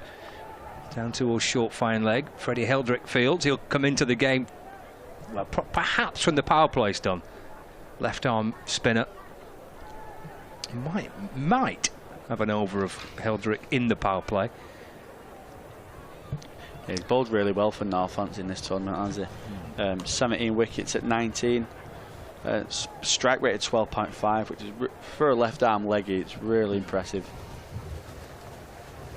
I think he got a little bit of tap in the match at Wanty's Row, but I do like watching him bowl. I think it's probably because it's the left arm wristman. You don't see it too often, do you? It's interesting to watch. That's nudged away beyond Heldrick down towards the boundary. Well, there's runs here for Croft, 4 of them. And there's George Franks, one of the finest photographers inside the ground fields, and there's runs, 28 for 1. Yeah, you can see what Sanderson's trying to do. He's trying to keep it right within the stumps at the batters, trying to give him no whiff. I'm surprised they've got third man out and fine leg up, to be honest. I thought they might have pushed fine leg out, especially with him going targeting the stumps. He's giving them no whiff on the offside, so I'm surprised by that. 28 for 1, Croft on 4. And that's punched up to mid-off. Through they go, shy at the stumps towards the bowler's end. Sharp effort. The way that Croft was running there, it gives you the impression he thought he might be struggling with a direct hit. Yeah, I think he might have been. I think it was a risky one, especially to David Willey's left hand. Head down, through he went. Would have been a tight one. 29 for 1. It's a Salt back on strike. Here's Sanderson. Balls to Salt, forward he goes, just leans into it, plays a lovely shot. It's got caressed away through the covers. Comes back for 2, moves on to 11, 31 for 1. 1 ball left of the 4th over. With Salt on 11, doing a bit of gardening, Phil Salt. Just a change in field against Phil Salt as well. They've got a deep point out. He opens up the offside really well, Phil Salt. He tends to stay leg side of the ball. It's Sanderson to Salt. Just drops it away into the offside for 1. And that completes the 4th over. So 32 for 1 here at Emirates Old Trafford. Lancashire Lightning looking to try and reach the knockout stages of the T20 Blast. They're hoping to try and secure a home quarter-final, and they need 2 points and to maintain a superior net run rate over Worcestershire if Worcestershire beat Derbyshire. That's the main thing there. Lancashire win here, and if they maintain their what at the minute is a better run rate than Worcestershire, then that will be enough to secure a home quarter-final. There are other permutations, but that's kind of the key one. Yeah, definitely. Get the victory and then worry about the run rate really for Lancashire. Derbyshire 16 without loss after 2 overs, chasing 223 to beat the Rapids at the county ground. So 32 for 1 after 4. Salt on strike. Bowling change from the Statham end. That is Tom Taylor coming into the attack, replacing David Willey. Right arm over balls, but down the leg side to Salt, and signalled as a wide by the umpire. Score ticks along to 33 for 1 as we start the 5th over. So a reminder that Australia have beaten England. They've won the match by 43 runs. I reckon it could be quite a spiky press conference afterwards, bearing in mind what happened to there's been some interesting videos of the long room at Lords as well. Yeah. So a few of the Australians get squaring up to some of the members. Oh, blimey. Yeah. Here's Taylor in balls to Salt. That's pushed into the offside, no run. Yeah, some security had to get involved in the long room at Lords. So. In the long room at Lords? Yeah. Oh, my word. It's been a bit tasty. It's an interesting one, wasn't it? I've not seen the video properly, but it looks like Bairstow's probably just left the crease a little bit too early where, I mean, it's spirit of the game versus Lords, isn't it? Unfortunately, I'm not even going to try and get involved in that. 33 for 1. Taylor balls. Top edge over the keeper. Down towards the boundary. 4 runs for Salt. McManus up off the ground, both feet in the air, trying to get a glove onto that. Beyond his reach. And 4 runs takes Lancashire to 37 for 1. Phil Salt again trying to open up that offside. Just coming down at the bowler. Tom Taylor's seen him just come down a bit too early. Dropped it a bit shorter, but he's got a really thick edge on that. And the pace it's gone, it flew over the keeper's head there for 4. 37 for 1. Salt on 16. There's Taylor. Back into to Salt, full of ball, just on off stump, and that's pushed up to mid-off, and through they go for 1. Salt moves on to 17 now. And the score to 38 for 1. Target of 139 for Lancashire Lightning.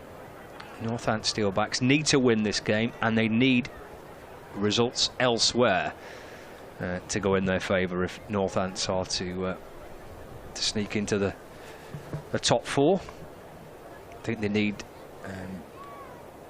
Derbyshire to win and Notts to lose, I think. It's gone high by Croft. More height than distance. Who wants it? It's taken. And Croft goes for 5. AJ Ty takes the catch. And Lancashire lose their second wicket. 38 for 2 in the 5th. Yeah, Lancashire's still going hard at the ball here. Like you say, need that win still. And are they thinking about the run rate? Are they just trying to force it a little bit too much here? Steady length ball from Taylor there. Croft just trying to get over to the leg side a little bit, and not quite the ball. He's only just come in, not quite got the pace of the pitch yet, and a bit of a rebuild job here for the skipper coming out. Liam Livingston heading out to the middle. 38 for 2. 2 balls left of the 5th over. There's a bit of a rebuild job required when Northampton are batting in their power play. There's a couple of wickets in the power play. You're up against it a little bit. Yeah, and Chris Lim rebuilt quite well, didn't he?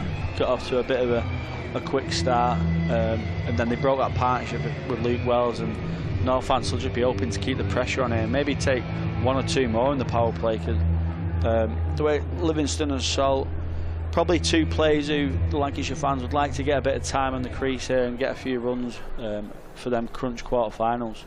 Taylor to Livingston, slip back in play, just back of a length that delivery, and Livingston eases the ball away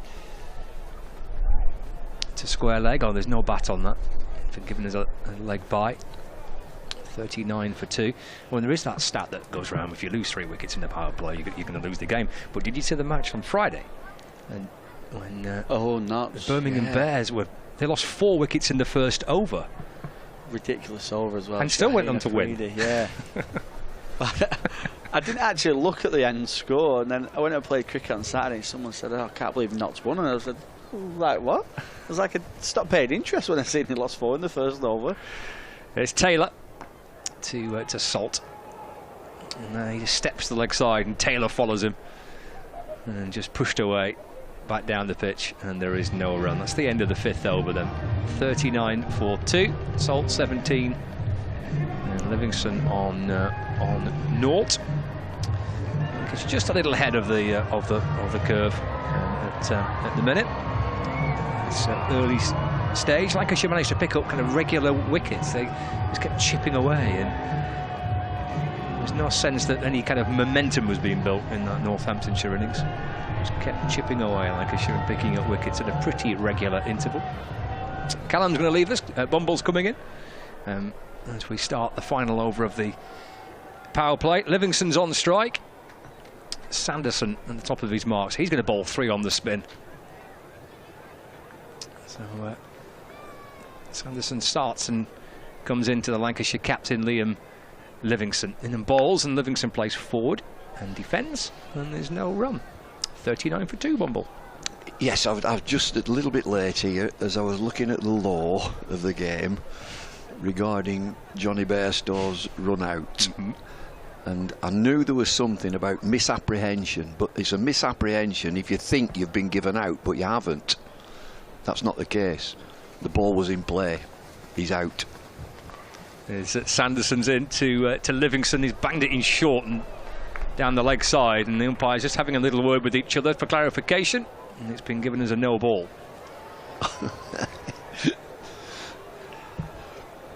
That's a wide. I've always wondered, is that not a wide? But he's in the certainly in one day white ball cricket, it's deemed a no ball. But it's a wide, isn't it? He can't reach that. 41 for 2. It's not a free hit for this no ball, only for the front foot no ball. Sanderson in, down the pitch comes Livingston.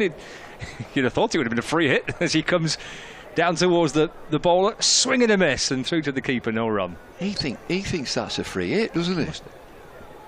He's absolutely charged at that. He threw everything at that, didn't he? That's a bugle call. Couple of paces down. Oh. Big swing and a miss. 41 for 2. Mid wicket's gone back. Out towards the boundary. It's Sanderson to Livingston. That's pushed into the offside. No run. So on the bear still thing then. Go on. It is clearly within the rules of the game. He's out. Yep. Do England have any grounds for feeling as if Pat Cummins could have withdrawn the appeal? He could do. He could do. But equally, and it would be an Australian way, we don't put the rules in place. We play to the rules. By the rules, he's out. Don't come and ask me. That's what they would have said. Sanderson to Livingston. It's off the back foot, trying to force the ball away, but stopped inside the circle at point, no run. No, I've just been asked, while I was slightly late, I've just been asked for a newspaper column. What would you do? Well, it depends what person you are. If it was me as captain, I'd have called him back. But it depends what sort of person you are. If you say, and I've no problem with this, I don't write the laws. If he's out within the laws of the game, don't come and ask me. He's out. Sanderson from the Anderson end to Livingston. It's just clipped to mid-on for a single. 42 for 2. The other one, Scott, is of course the catch last night. Now, I mean, I've been around a long time. A fundamental part of a catch is that it mustn't touch the ground. You needn't go any further than that. You just leave it at that. Yeah, there's been a bit going on, hasn't there, in the last couple of days? Hey, it was so chummy for a match and a half. It won't be chummy now. Final ball of the 6th over. Bit going on in the long room as well, by all accounts. Well, I say. The members are involved. I say. Sanderson in. That's worked away to square leg by Salt for a single. He keeps the strike. 6 overs gone, 43 for 2. You can imagine it, can't you, in the long room? What the bally heck's going on? I say. Because, I mean, when you walk through there, and I've done it a few times, they just stare at you, the members. They just stare at you like your mummy.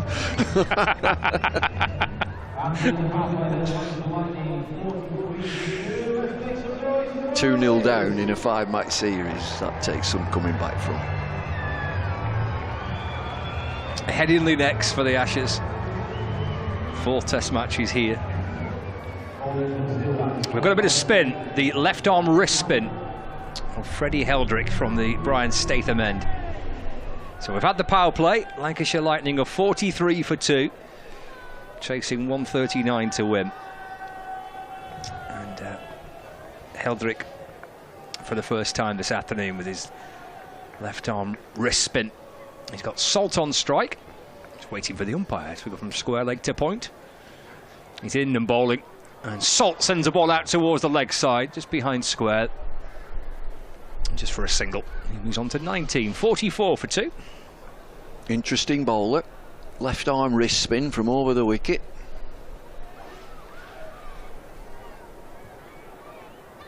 Livingston on strike now. Still a deep backward square leg and a deep mid wicket. Deep point. Heldrick twirling his way in. Livingston goes right back and just pushes the ball away into the onside for no run. Up comes David Willey, Steelbacks skipper. And the ball back to his young spinner. Balls again to Livingston, who's in position to try and kind of scoop it. Almost scooped it into his grill. He's got through for a single. Well, you'd think from left arm over, hitting down the ground with a little bit of the breeze as well. It's an inviting shot, straight back where it's come from. Salt waits. That's muscled away towards the leg side. That'll be 6. Into the crowd. 6 for Salt to bring up the 50 for Lancashire Lightning. 51 for 2. But Heldrick brushes his hair. He knows that he's dragged that down. Phil Salt stays back. It's with the breeze towards the metro station. It's got a bit of wind behind it, hasn't it? It has. 25 to Salt. In comes Heldrick. It's off the back foot this time and hammered away through the offside. He'll come back for 2 by the time that Tom Taylor sends it in. 1 bounce into the keeper's gloves. Score moves on to 53 for 2 now. Well, he's bowled 2 poor deliveries there. Half trackers.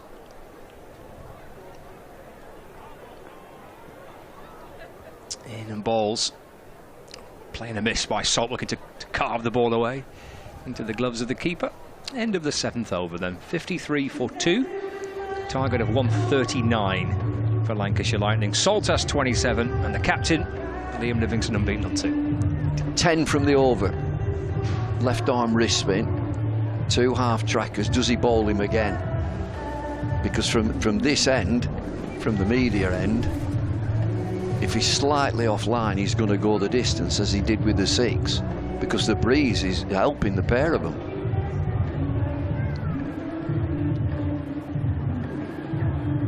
So 53 for 2 on BBC Radio Manchester and BBC Radio Lancashire and Lancs TV, live from Emirates Old Trafford in the Blast final group game.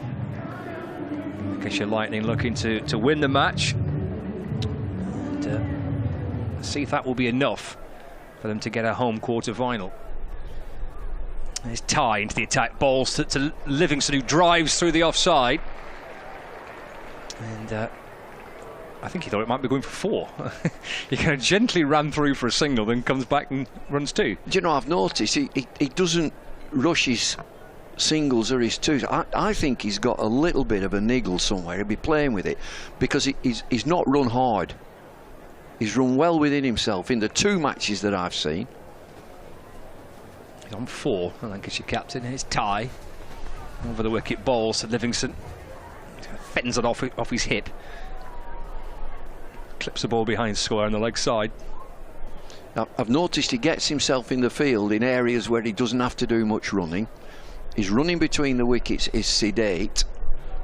I reckon he'll have a little niggle that he doesn't want to stretch. He's got Salt on strike now. Livingston at the non-striker's end. Salt on 27. Ty in the sunshine, comes in and bowls to Salt. That's just deflected off his hip, sort of thigh pad somewhere. It's gone for a leg by. Ball rolls away to square legs. So Salt remains on 27. Score ticks along to 57 for 2. Brings the Liam Livingston on strike. 3 balls left of the 8th over. Here comes Ty in the balls. Livingston carves that one away in front of square towards Justin Broad on the cover boundary for a single. 6 to Livingston now. 58 for 2. What a good crowding. A day like this, a breezy, blustery day, not warm. It's a super crowd. Sunday afternoon takes me back. Sunday League. It's Ty from the Anderson end. Salt waits in the balls. Oh, it's a short ball. It's a good ball by Ty, which is through to the keeper. No run. Good bouncer. That's Sunday League at 4 o'clock. You had 10 minutes to go, and one of our members called Harry Bowker, at 4 o'clock he used to come out and ring the bell for no reason at all. He used to come out of the bar, ring the bell and go back in. Final ball of the 8th. Salt waits for Ty, and he flicks a full length ball off his pads through square leg for a single to keep the strike. 28 to Salt, 59 for 2. So you're 10 minutes to go, and you're captain, and it's all happening. You where I put the field, who should I bowl? The bell rings, and it's Harry, and he used to shout, he used to shout one thing: lady, marshal your men, and just go back straight into the bar. Not seen any cricket. They were called the, do you remember the pit of hate? Yeah. Under the clock, they yeah. called them the pit of hate. They used to shout, used to barrack the opposition, barrack us, barrack the umpires.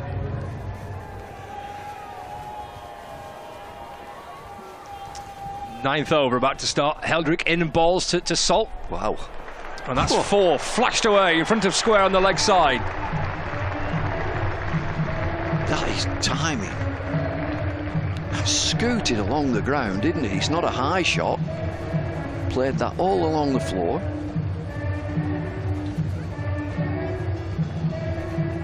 Moves on to 32, Salt, from 24 balls. Heldrick bowls to Salt.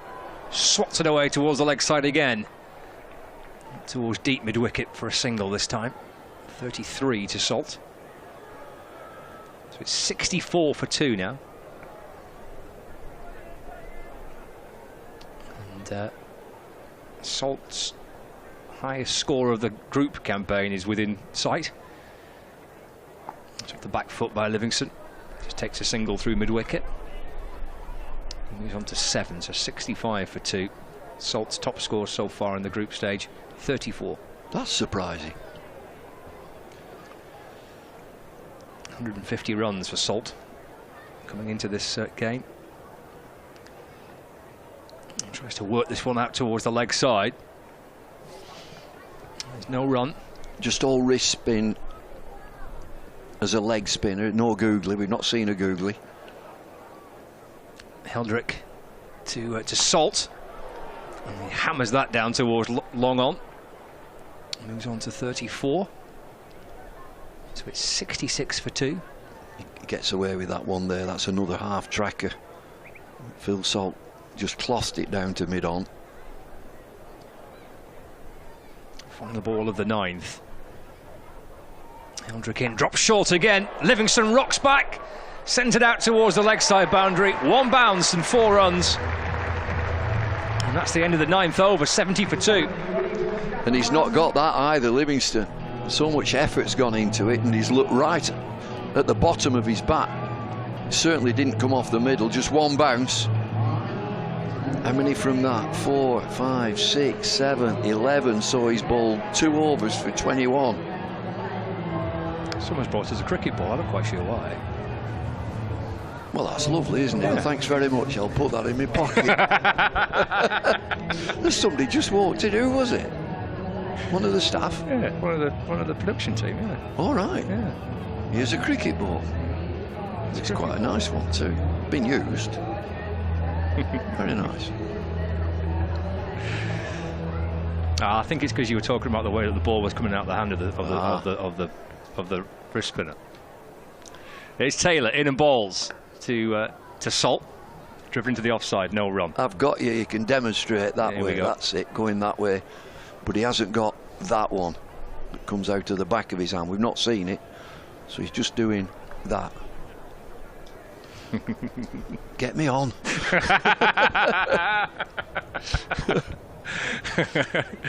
Salt 34 not out, 70 for 2. We're starting the 10th over. And it's Tom Taylor in and balls to Salt. Nudged away off his hip towards backward square leg. He want to come back for 2. And he does, running in towards the end where the ball's going to come to. Salt moves on to 36. It's 72 for 2. When I first joined here in the early 60s, that's what I bowled. I used to bowl that. Not very well.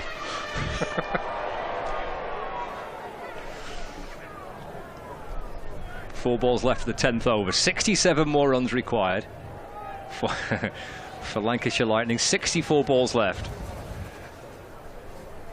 Here comes Taylor to Salt. That's cracked up towards mid-on. And Salt goes through for 1. Moves on to 37. 73 for 2. The players, when you come to Old Trafford, to Emirates Old Trafford, you can play on top of the bounce. The ball doesn't misbehave at all. You can just hit through it. And you can see these two move around the crease and they're confident where the ball's going to bounce. Taylor turns, strides back in. Livingston waiting and carving the ball away, caught brilliantly by Vasconcelos. That's a wonderful catch. Livingston's gone for 11. Lancashire lose a third wicket, but it's a terrific catch by Ricardo Vasconcelos. Second attempt. He's hit it so hard, just backward point. There are two fielders there. Vasconcelos is the finer of the two. He dives away to his right, parries the ball, and grabs it at the second attempt. It's a good wicket. Dangerous player, Livingston. Just have to be careful. 73 for 3.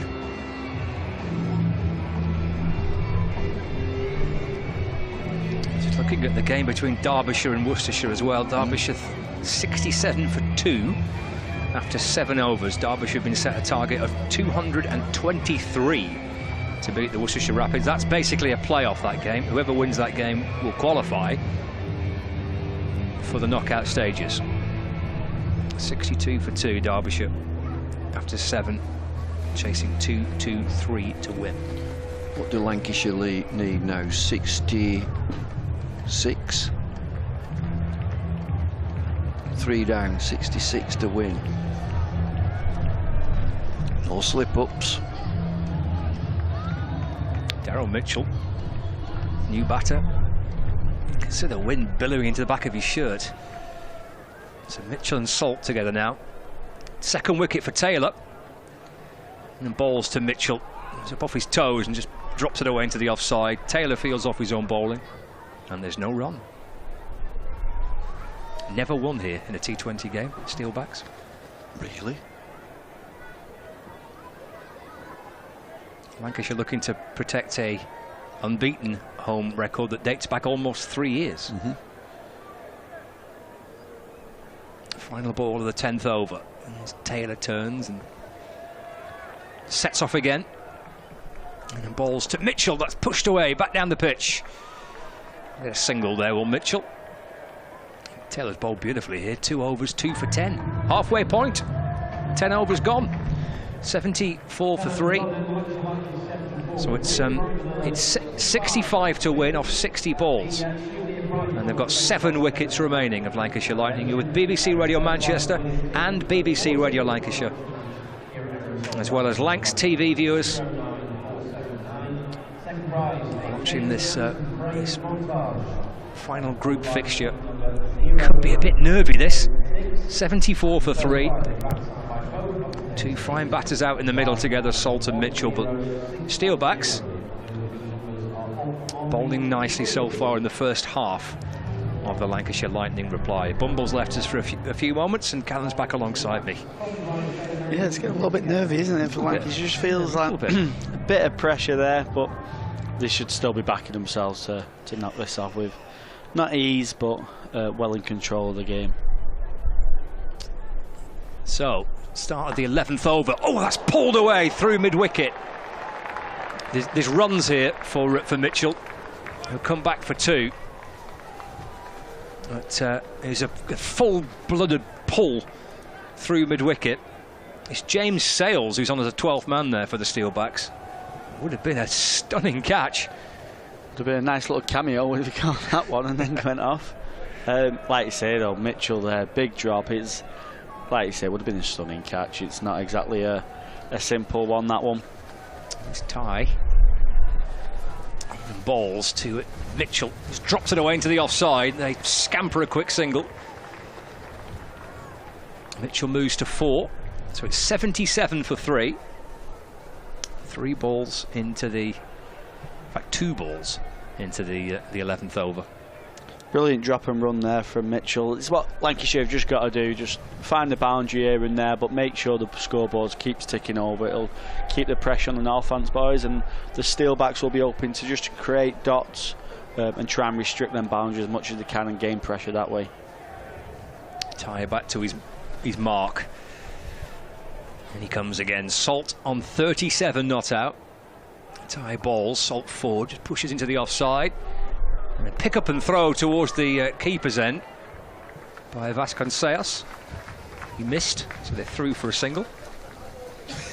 Yeah, probably two singles that Northants would have felt that had been stolen from him there. Two really dropping runs and not risky runs. They've made it quite comfortably, but probably ones that the Steelbacks will want to start restricting. Just because if Lancashire keep that scoreboard ticking over, the pressure will just release and more boundaries will come for Lancashire. Ty over the wicket to Mitchell, a little short and wide, and carved away through the offside. Safe Zabe in front of the party stand. He's got Lanky behind him, Lancashire's mascot. Been loosening up over there, Lanky. Has he been loosening up? Yeah. He's got his paws on his hips. He's winding the Northants boys up here. He was at Yorkshire for the Roses match a few weeks ago at Headingley, front of the Western stand. He's getting all sorts of stick. Short ball by Ty.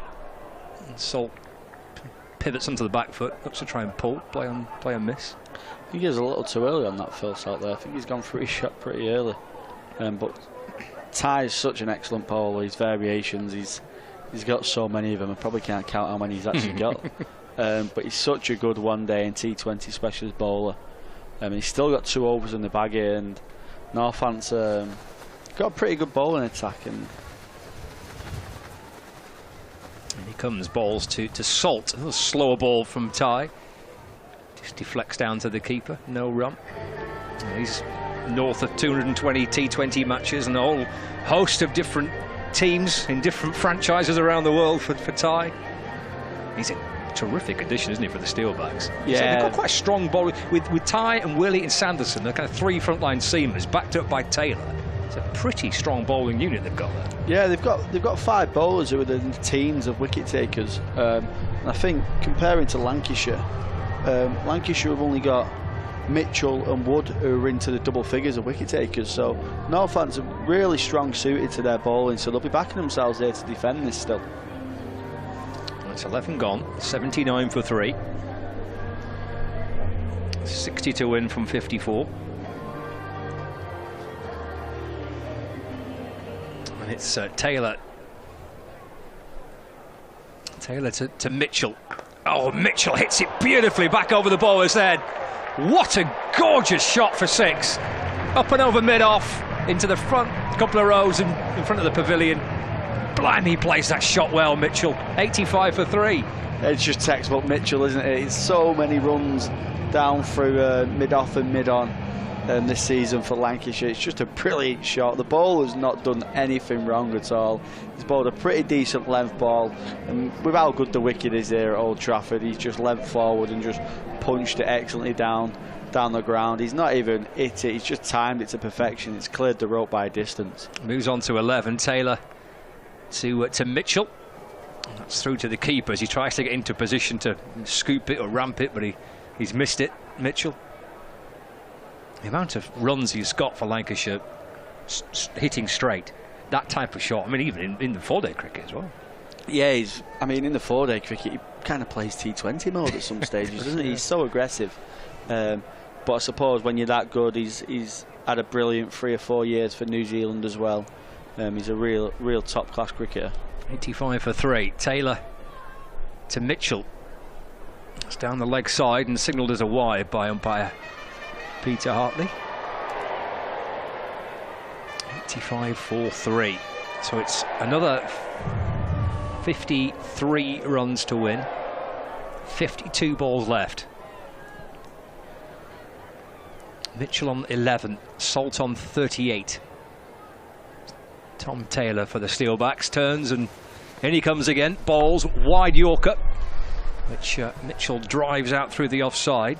Justin Broad comes up to field. Mitchell gets a single, moves on to 12. 87 for 3 now. And Salt back on strike. Mitchell coming down to have a word with Salt. There's a long on, there's a deep mid wicket, deep backward square leg, fine leg. And deep point as well. Taylor to Salt. It's looped away in towards the onside. bouncing out towards mid-wicket. Emilio Gay for the Steelbacks comes up from the rope to field. Salt gets a single to 39 to Salt. It's now 88 for 3. He's played the situation pretty well, Salt. He's got a few boundaries here and there, but he's not really played anything rash. He's just played everything off its merit, tried to rotate the strike as much as he can. Derbyshire have lost a 3rd wicket in their run chase against Worcestershire Rapids. Nudge away to the leg side by Mitchell. Through he goes for 1. Salt turns and wants to come back for a second. By the time that Gay has got to the ball coming up from mid-wicket, to come back and run 2. 90 for 3. Lanky's signing autographs.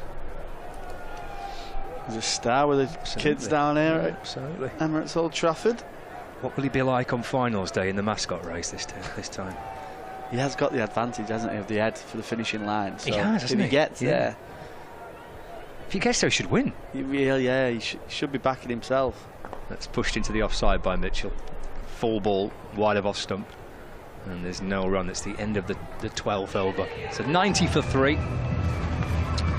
Salt 39, Mitchell on 14. Yeah, just like Derbyshire game. So now 98 for 3, Derbyshire Falcons. Wayne Madsen is 39 not out, and Lias Duploy. So probably their 2 best batters are together now. Madsen and Duploy.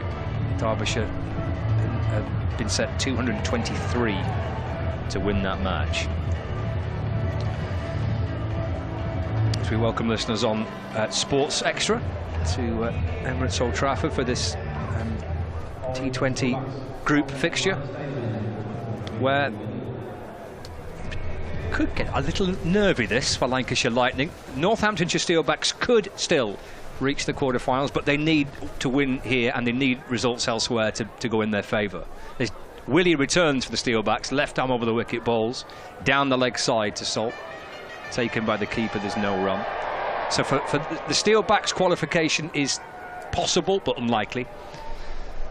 For Lancashire Lightning, qualification looks relatively secure, not certain, but they want to win here to try and get a home quarter-final tie. They've got Phil Salt and Daryl Mitchell batting.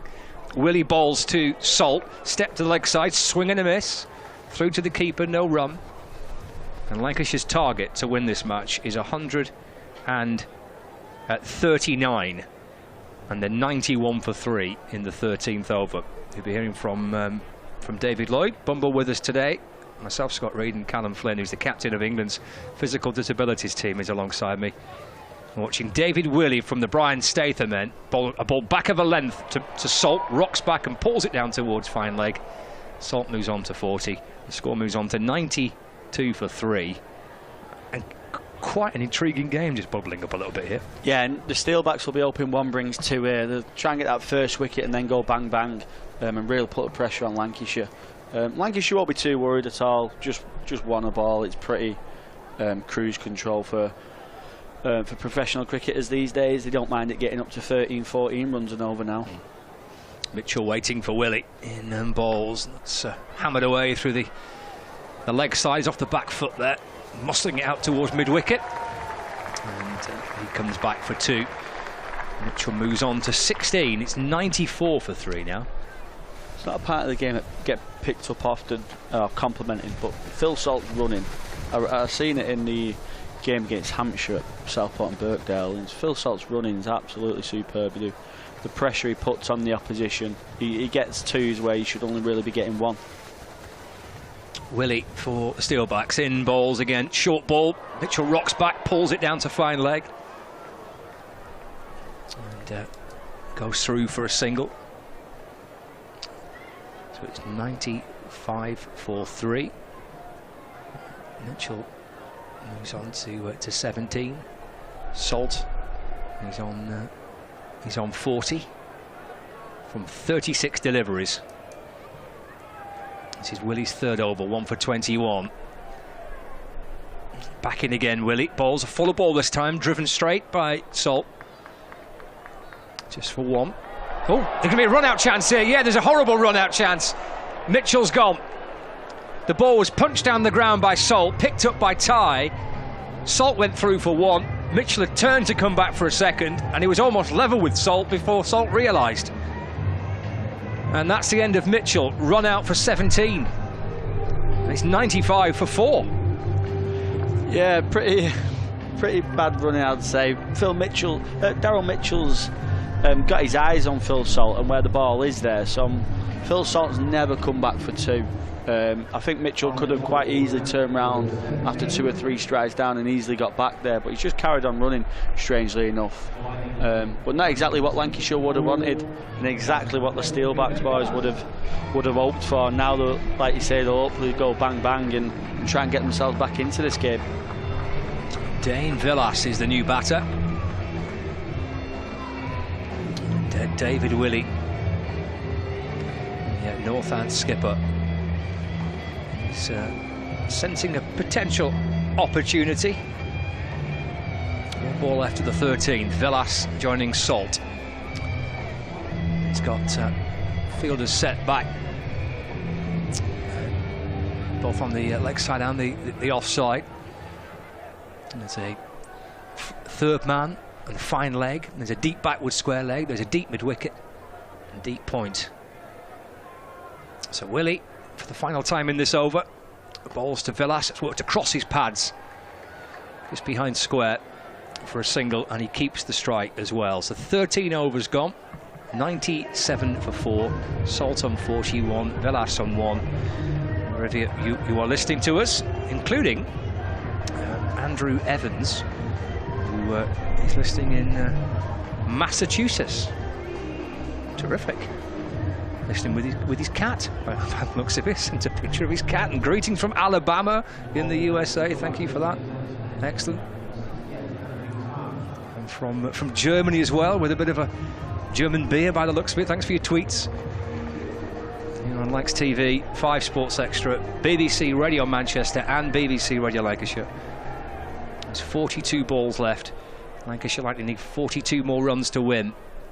Here comes Ty in from the Anderson end. Ball's a 4-ball, and Villas punches up towards mid-off. Oh, again, they're thinking of one, and there's a little bit of uncertainty there. Maybe just a few nerves creeping in here. Yeah, they just need to play simple cricket here, Lancashire now. Don't let Northants back into the game. Don't create that pressure for yourselves. Just play the ball as it comes and don't force anything. But it's a good decision from David Willier to get IJ Ty back on. Your main strike bowler. Try and put a bit of pressure on now. It's Ty. Balls to Villas. Just leans back and runs it off the face of the bat. Nice shot by Villas. Only be a single for him as Vasconcelos comes up from the deep third boundary, but cute play by Villas. Yeah, and that's all he needs to do. Just keep rotating the strike. Just try and not allow too many dot balls and try and not force it too much. Just keep the scoreboard ticking over, and Northants will be the ones that have to force it, and that's when your bad balls come. Salt on 41. 98 for 4. 41 to win. 40 balls left. Ty in and balls to Salt. Swats the ball out through the offside. It's banged in short and wide. And sends it out towards Justin Broad on the point boundary. It's 99 for 4. I'll be happy with that 4-run at Wimbledon this week, I reckon, from Phil Salt. It was a bit tennis shot-like, wasn't it, really?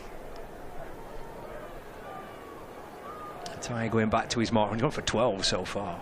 Halfway through his 3rd over. In comes Ty and balls to Villas. It's driven up towards mid-off, and they get through for 1. Throw in towards the keeper's end. Slightly awkward one for Lewis McManus, the keeper, from Emilio Gay. Brings up 3 figures, that, for Lancashire Lightning. Exactly 100 on the board, 100 for 4. And Salt back on strike, 42 not out. So it's within 39 more needed now for Lancashire Lightning from 38 balls. Ty comes over the wicket and balls to Salt, who chips it into the air out towards the leg side boundary. 1 bounce towards long on. Salt comes back for 2. And Salt moves on to 44. The wind predictor got Lancashire at 93%. they're probably right in terms of the run rate and what Lancashire need, but it doesn't quite feel that comfortable, does it? No, no. Doesn't feel as comfortable as that. Tie ball, Salt again, leg side towards long on. That helps Lancashire's cause. That's 6. That's 6 for Salt, and that brings him a 50 as well. Half century for Phil Salt. I'm sure he'll want to go on and get a few more here for Lancashire Lightning. It's the end of the 14th over. It's 108 for 4, and Phil Salt unbeaten on 50. Excellent 50 for Phil Salt as well. Just what the Lancashire faithful would have wanted from him. He's struggled a little bit from his own standards in this tournament so far, but just coming back to form, both in red ball cricket and white ball cricket, and it's an excellent over as well for Lancashire. 11 off the main strike bowler, ties over. So putting the pressure back on the Northants boys. That's the equation. 31 off 36. Salt 50 from 40 balls, 3 4s and 2 6s. It's 108 for 4. And Lancashire Lightning, if there was a sense, I think there was a sense a little bit there of a little bit of tension just starting to creep in. That would have been eased certainly with that 6 that Salt hit. Yeah, you could tell with the running, couldn't you, from the Mitchell run out, and then Vilas nearly taking a 1 straight to mid-off. You could see a little bit of pressure was creeping in, but like you say, 11 off the over off the main strike bowler really puts it back into Lancashire's favour again now. Derbyshire have lost a 4th wicket. Lewis Duploy has gone for 8. That's Vilas off the back foot, muscles the ball down the ground. It bounces in front of Ty coming up from the long on boundary. Justin Broad into the attack for Steelbacks. So 109 for 4 here. Derbyshire 121 for 4. Madson's still there. Obviously, he just keeps going, doesn't he? 51 not out for Madsen. So there's still a possibility there for Derbyshire with Madsen still batting, but they're 122 for 4, and they've been set 223 to win by the Worcestershire Rapids. Broad balls to Salt, muscled away towards mid-wicket. Salt turns, comes back for a second, throw comes in towards the bowler's end. They've run nicely. Salt moves on to 52. It's 111 for 4 now. Yeah, the two best Lancashire's runners, aren't they, with Vilas and Salt? They really run with intent. Try and get 2s where there should only be 1s, and try and get in them 1s when there shouldn't really be any singles. It just puts that pressure on the Steelbacks.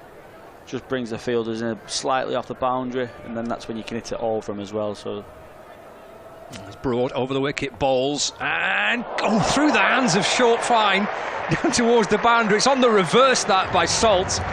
For a second, I reckon he's a little concerned that Emilio Gay would take a stunner.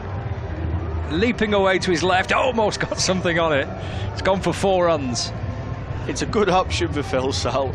He would have been very unlucky to pick out the fielder there, but a great effort from Gay at short.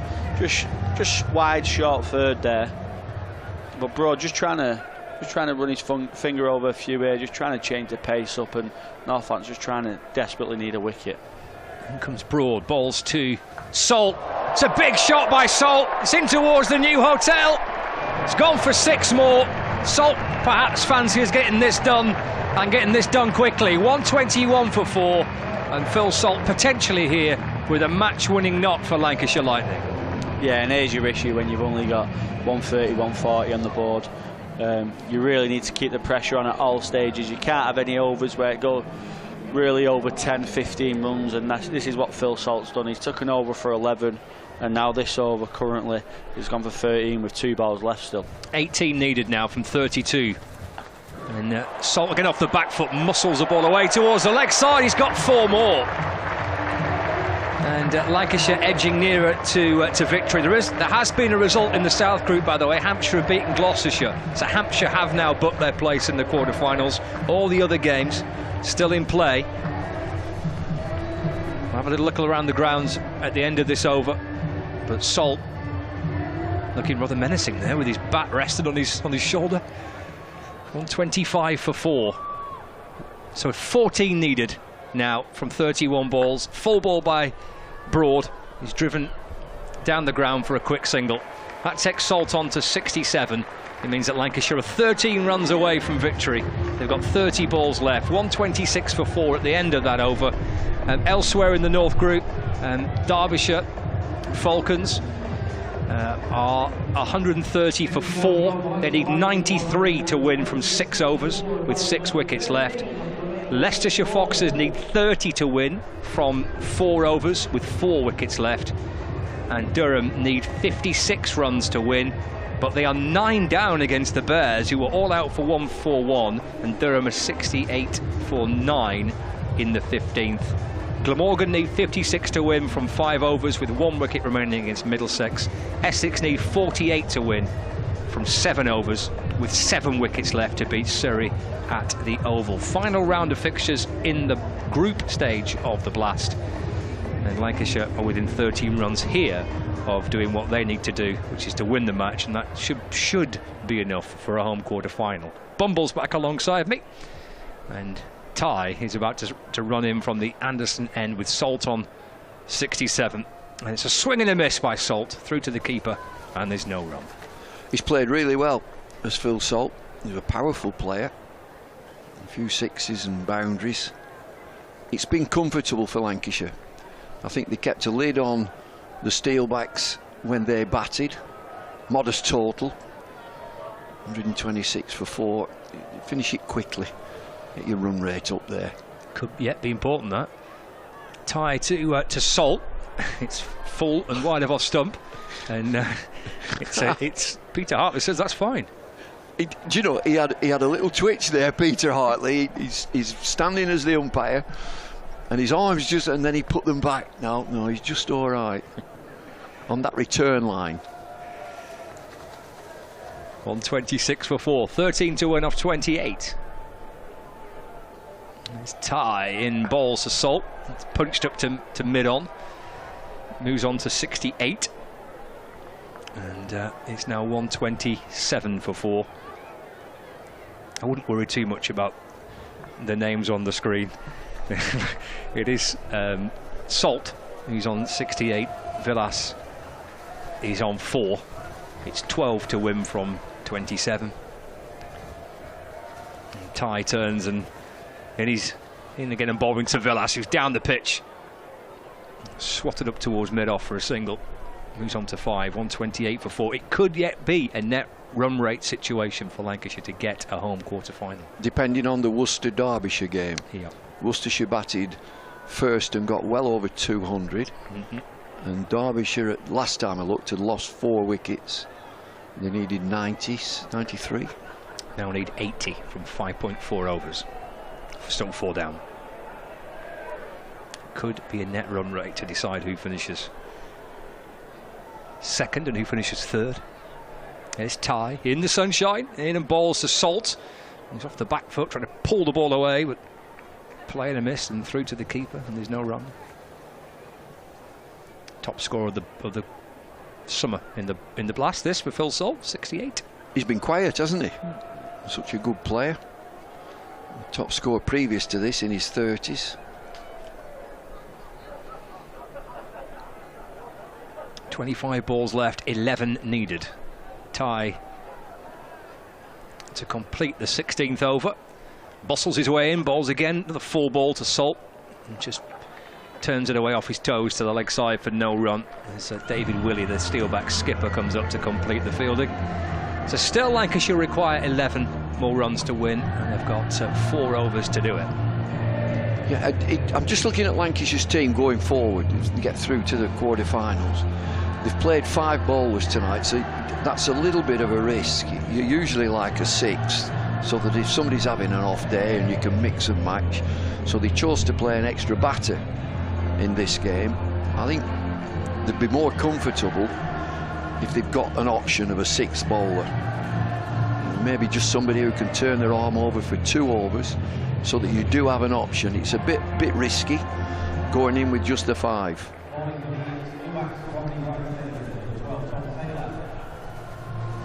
Villas on 5, Salt on 67. In comes Taylor from the Anderson end, balls, full ball to Villas. And it's through to the keeper, and there's no run. That's the equation. 11 off 23 now. I wonder if they've got a wire on the game, Worcester, Derbyshire, in the changing rooms. Get this finished as quick as you can. 128 for 4. We'll have another look at that game in a moment. There's Taylor balls to Villas. It's pulled away towards mid-wicket. One bounce, and then it skips along the rope. And it's 4 runs for Villas, and they're edging near us into single figures now. 132 for 4. And again, he's just trusting the bounce there, Dame Villas. It goes deep in his crease. The first thing he does before delivery, he goes deep in his crease, and he gets that short ball. So he's got a fraction more time. Pull into the leg side, vacant, big area at mid-wicket. 7 to win from 22 balls. Villas on 9. Off the back foot again, Villas trying to force the ball away. Almost bottom edges it, bouncing out towards point for a single. 133 for 4, so 6 needed from 21. I always like this, Scott. 6 to win. Come on. Come on. 1 hit. They want 6. Can you hear them? They've gone for a bit of Neil Diamond, just in case this is the final ball of the match. You've got to get it in, you've got to play it. There can't be a T20 game without a bit of this. Look at them young uns know it. So it's 6 to win. And here's Taylor to Salt, in and balls. Salt goes for the 6, out towards the offside, gets it! All the way for 6 to win the match for Lancashire Lightning. Into the quarter-finals. Will it be enough for a home tie? Salt ends unbeaten and hits the winning runs. Hits 6 to win the match. It's an outstanding knock by Salt. And Lancashire Lightning complete a victory here at Emirates Old Trafford in the finest possible way. Well, all now on run rates. What a way to finish. The crowd wanting a 6, chanting for a 6, and he obliged. He's played very, very well there. And Phil Salt has been quiet throughout the tournament, but he's played some super shots there, real powerful shots. The players congratulate each other and the umpires out there in the middle. So Lancashire Lightning, #1 priority, win the game, just win the game. And now you're looking at that net run rate, and all eyes on the game, Worcestershire versus Derbyshire. You want a home draw, get a home draw, fill this place, get it rocking. Well, let's have a little look at that game. Derbyshire Falcons up against Worcestershire Rapids, as they're trying to chase down 223 to win that game. Latest I've got is 155 for 6. The Derbyshire Falcons, so need 68 more runs to beat the Worcestershire Rapids. But Lancashire done their job here, Bumble. Yeah, win the game. First up, win the game, and then we'll see how the rest of it pans out. But they've done it in style there. It's a bit of a walk in the park, but it's in the 17th over. And so they've done their bit, restricted Northampton Steelbacks to a very manageable total. They never got away, Steelbacks. They're taking wickets at the right time, and then you get partnerships and one player who gets a big contribution, and that's Phil Salt. Cheers, Bumble. Players are heading off with the knowledge that at least Lancashire have done their bit in terms of qualifying. As Bumble mentioned, it's basically all eyes on what happens in the game at the county ground, and whether or not well, Worcestershire look well on course to win. It's whether or not that net run rate would swing sufficiently enough to overtake Lancashire. They'll both be level on the same points. I am utterly hopeless at net run rate. Do not even begin to ask me about how that is all worked out, but that looks like potentially could be quite a big win for the Rapids. So it could, Callum's back alongside me, it could be down to net run rate now. Yeah, well, just before that over, when Lancashire finished it, George Bell ran out with a drink and gloves. None of the batsmen took a drink or the gloves, so he was running out a message to the batsmen. You could see from Villas's intent from the first ball that he'd been told to make sure the game was finished in that over. So the Lancashire analysts, scorers will probably be on the net run rate, and they will be saying that it is getting pretty close because Worcestershire have got a massive score there, so they're going to come for a big win. OK, for viewers on Lancs TV, we're going to head pitch side because Fraser's got Phil Salt. Absolutely fantastic knock from Phil Salt. 74 not out. Many congratulations. You must be delighted with the way you finished that game off. Very happy with it. We sort of cruising it in, and then the message went out saying finish it as quick as you can. So yeah, they were pretty. We played well. All set it up beautifully before, and it was just for us to sort of come out and finish the job, really. And you did it in some style as well there, hitting a 6 at the end. Yeah, well, we got a message out saying finish the game as quickly as possible. That's exactly what myself and Dane did. There were periods towards the back end there, especially when we had the run out with Daryl Mitchell, where one or two of us were thinking maybe there might be a little bit of a worry there. Were you concerned at all that you wouldn't get there? Not particularly. The quality of our lineup with how deep we bat, there's always someone who can come in and finish the job. Obviously, it's ideal if the top 4 finish the job most of the games, but the quality we've got in depth is unbelievable. It's been a terrific campaign. For you personally, you maybe haven't got as many runs as you would have hoped. So how much confidence does it give you to get a score like that today? Yeah, look, it's when you're out of nick, it's only around the corner. You can sort of go searching a bit too much, but luckily, I've got a great group of lads in there, great coaching staff that just do nothing but back you. So very grateful for that. How good does it feel to have so many players in this squad of great quality when you know that if somebody doesn't fire on all cylinders quite as well as they might do, there's going to be plenty of others that will? It gives you so much confidence going through 1 to 11, and even the guys that are unlucky to be missing out, to see the quality we've got in the squad. There's not many counties in the country that can compete with us with that, so hopefully we keep this form going. Qualifying for the quarterfinals is obviously the most important thing, but the fact that you can hopefully get a home qualifier as well for the quarters, how big an advantage will that be, do you think? Yeah, well, I think the stats say we've not lost here in 3 years, so obviously, every game we get here is a bonus. And coming to the Boyle at the right time as well, how important is that? Absolutely. I've played a lot of tournament cricket now, and there's no use being good in the first 5 or 6 games if you can't finish it off well. So I think we're coming to the Boyle at the right time. It's all now down to the net run rate. We'll be keeping an eye on Worcestershire versus Derbyshire. We're still waiting for that result. But are you confident that you think you've done enough so far to get that home quarter? I suppose so. I'm no expert with looking at tables and net run rate and whatever. I'll wait till they tell us. Congratulations, Salty. Thank you very much indeed for joining us. Well done, mate. Cheers, mate. Thanks. Congratulations. Let's bring Bumble in. We're keeping our eye on exactly how the end of that game goes. What's the latest? What can you tell us in terms of what you know about what's happening with Worcestershire and Derbyshire? Derbyshire are getting close, and so Lancashire are quite optimistic that they will get a home draw here. But win the game. First up, win the game. They've done that in some style, I think.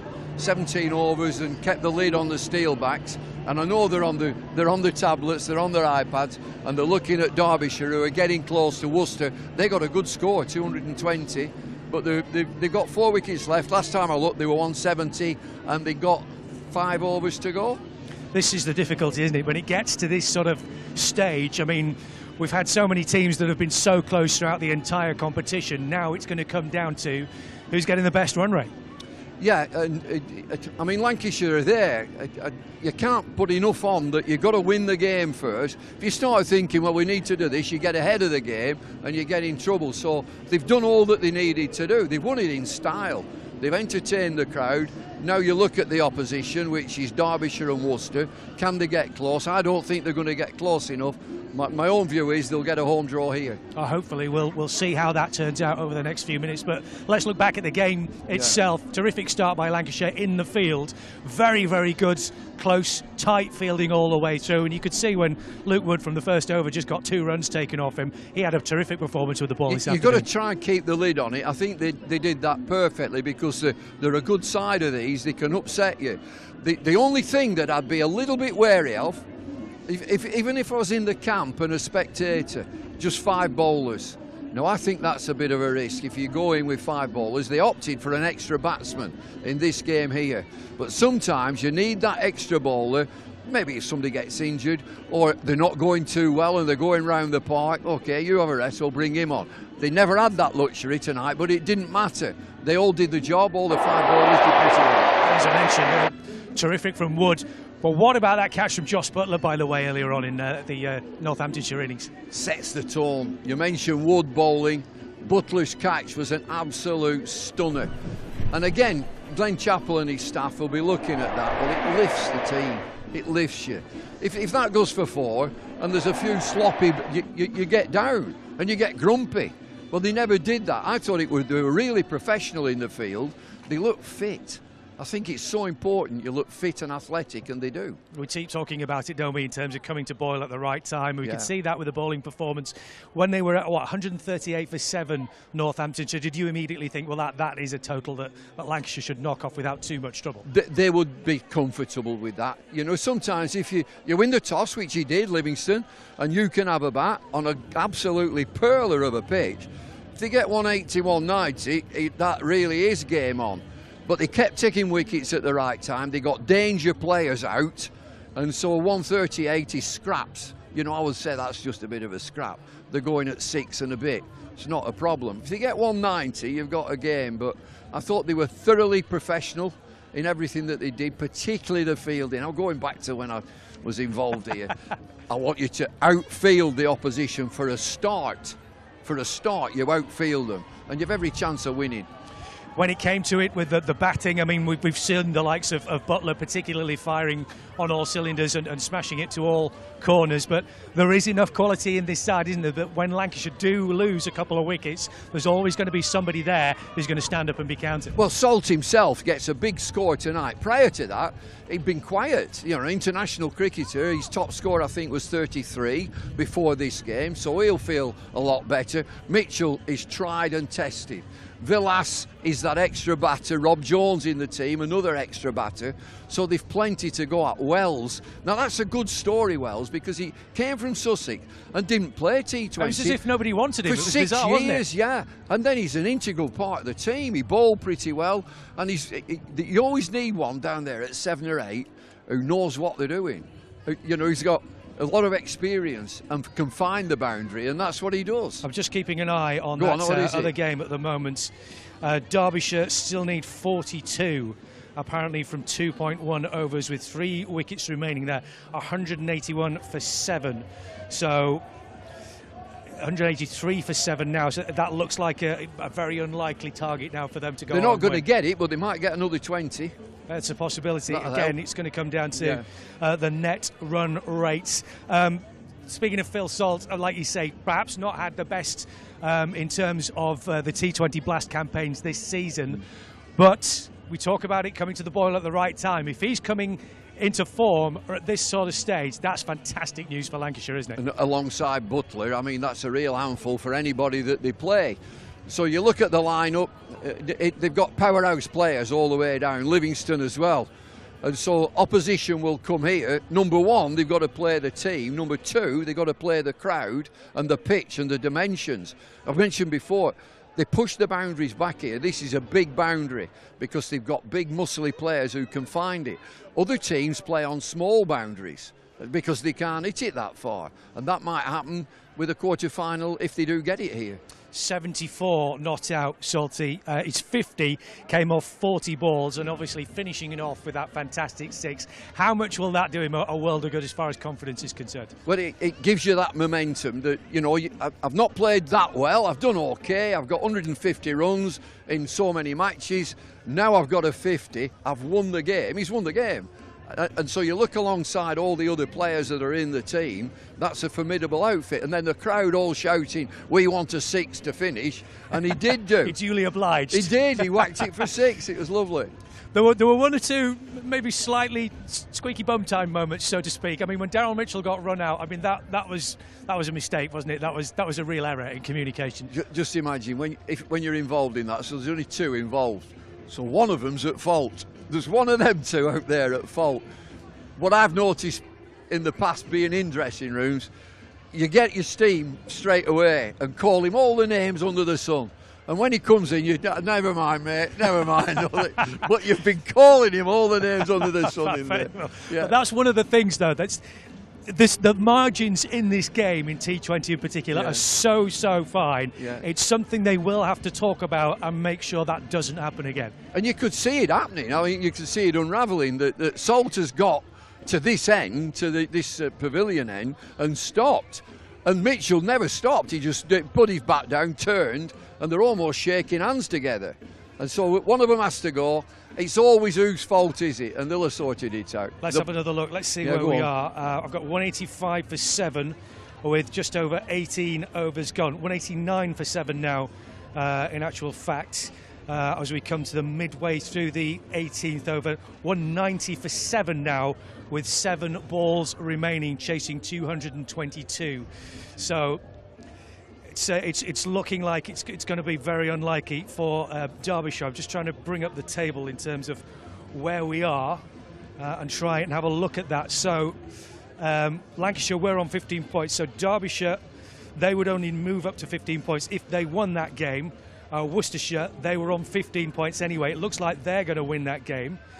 So that would mean that Worcestershire and Lancashire would both be on 17 points, but it's going to come down to the net run rate. Now, Worcestershire before this game were 0.261 as far as the net run rate is concerned. Lancashire were 0.329. I think Lancs are fine. There's just been a wicket, I'm just being told. All right. As far as that game is concerned. So Derbyshire will have lost another one. 8 down. And that will mean that they are 8 down, yes. So looking increasingly unlikely that it's going to be Derbyshire's game.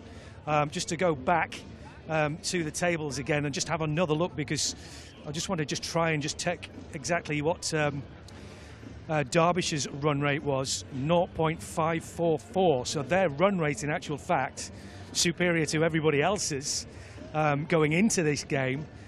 So if they were to pull off what would sound like an absolute miracle, then they would definitely come into play, but that doesn't look like it. So we're still waiting now to just find out exactly how things are going to finish for Worcestershire, who look likely to win that game. It's then down to the net run rates to be worked out at the end of those two. So what Lancs want is for Derbyshire to get nearer, to get closer. They're 8 down, they're not going to win the game.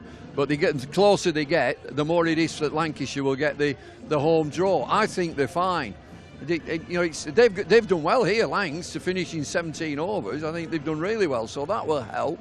I'm fancying Lancs for a quarter-final, but I'm a bit biased. Speaking of which, I mean, this is where the southern teams are going to come in as well. So you've got Somerset, who are at the top. They look like they're home and hose going into this round of games, 22 points. Surrey, Hampshire, Kent, Essex, those are the teams that are going to be involved. Who there would you prefer, or who would you rather avoid? Not bothered. I'm not bothered who you play. They're all good teams. I would look at that and think that it could be Hampshire. Get them up here. Happy Hampshire. Happy Hampshire. Well, that might bring back a few memories, mightn't it, from recent meetings between those two as well. But everybody here just waiting to see if some of the players are going to come down and sign autographs and things like that, which I'm sure they probably will do. Quite a few of them are out there at the moment. Luke Wells, Rob Jones, Tom Hartley are all out there signing autographs. And I think everybody's just waiting now on tenterhooks just to see what that result is going to be between Derbyshire and Worcestershire. Well, Fraser, we're looking at the crowd. There's plenty of them left where all the players are signing autographs, and they're all on their phones. And I don't think they're phoning home or anything. They're looking at the match. They're looking at Worcester and Derbyshire. So we'll just have to keep looking and see that Derbyshire get closer and closer. 194 for 9 now. 194 for 9. So they've still got what? 22, 28, 20 odd, 20, 30, might be 30. With only a few balls remaining. It seems highly unlikely that will be the case. So we expect that it will be Worcestershire will be the team that go through, but it's all going to be down to that net run rate. Stay with us. We'll hang on that and wait and see how exactly that pans out. Don't forget, as always, the conversation carries on the socials. So we're on Instagram, TikTok, Twitter, Facebook, YouTube, you name it. We're all over the shop on the socials, so you can tweet and message us your thoughts on today's game, also on the thoughts on the draw, on how the game's going to finish, how the table's going to finish, and whether or not you think Lancashire are good for a home quarter-final draw in this competition. And home advantage will be huge. We talked about it an enormous amount, haven't we? The fact that they've got this incredible home record here. That is going to be a big factor. If they can get this place absolutely packed out here, the likelihood is that if they do get a home draw, it will be on Friday night here, Emirates Old Trafford, packed to the rafters. It's going to be party time, isn't it? Well, it's an extra player as well. And then you come to the toss. So you've a 50-50 at the toss, and I know for a fact that they like to chase. You can bat first. We've seen that today, haven't we? Seen it again. But sometimes you lose the toss, you've got to bat first. Whatever you do, you've got to do it well. And so if they do bat first, they've got to put such a formidable target on the table, on the board, so that the bowlers have plenty to run at. I would say again, 5 bowlers is risk for me. I want a 6. I want a valve. Where would that come from? Well, if you notice that Rob Jones plays, so he's right down there. Luke Wells plays, but he bowls. Rob Jones doesn't bowl. He's a gun fielder. Rob Jones is the fielder. And so Villas also is in there as a batter. So he maybe have to drop one of those to bring another bowler in. Maybe de Grandon back in. And it could be Colin de Grandon. It could be one of the pace bowlers to come in that gives him, Livingston, an option so that he doesn't have to bowl 4 and Wells doesn't have to bowl 4. And so you can bowl 2 or you get off, rather than get predictable and you get whacked. That's interesting. I mean, do you think then that there has to be a decision made on who plays in those particular spots, depending on exactly who Lancashire end up drawing in the quarterfinals? Definite, yeah. You look at it, where the strength is of the opposition, and then you're either going to play an extra batter or get the bowler in there. Better still if you've got a bowler who bats. But Rob Jones is the gun fielder. Wherever the ball goes, that's where he is. And that's what his main thing is in this team at the minute, because they're in real trouble if he comes in down at number 8 or 9. And so when you look at the side that they pick, they look at the opposition, where is their strength? Do we need an extra bowler or do we need an extra batter? If it were me, I'd have the bowler. Go on. The result is in. So Worcestershire have won by 28 runs. Right. That is the score from that game there. So Worcestershire having won that one, but we still need to wait and find out exactly what the net run rate will be in terms of those 2 games. I don't think the tables have been updated as of yet. Certainly, one thing we do know is that Lancashire are through to the quarterfinals, but we're still waiting to see exactly how things will turn out in terms of the tables for the net run results. They still haven't been up as of yet, but we will of course get those messages out to you on our social channels as soon as we possibly can. So if you're watching, do keep your eyes on our social channels: Twitter, Facebook, Instagram, TikTok, you name it. Keep the conversation going. Messages, tell us what you thought about today's result. Tell us how much you're looking forward to the quarterfinals. But Lancashire are in the quarterfinals. Just keep your fingers crossed that the net run rate is good enough to make sure that we will be back here at Emirates Old Trafford probably on Friday night. But my thanks to everybody here today for being part of this production. Many thanks to you, Bumble, for joining us. Safe trip back over to Yorkshire. Thanks to everybody in the production team here, and we shall see you, fingers crossed, back here again at Old Trafford, at the Emirates Old Trafford on Friday night. Keep your fingers crossed.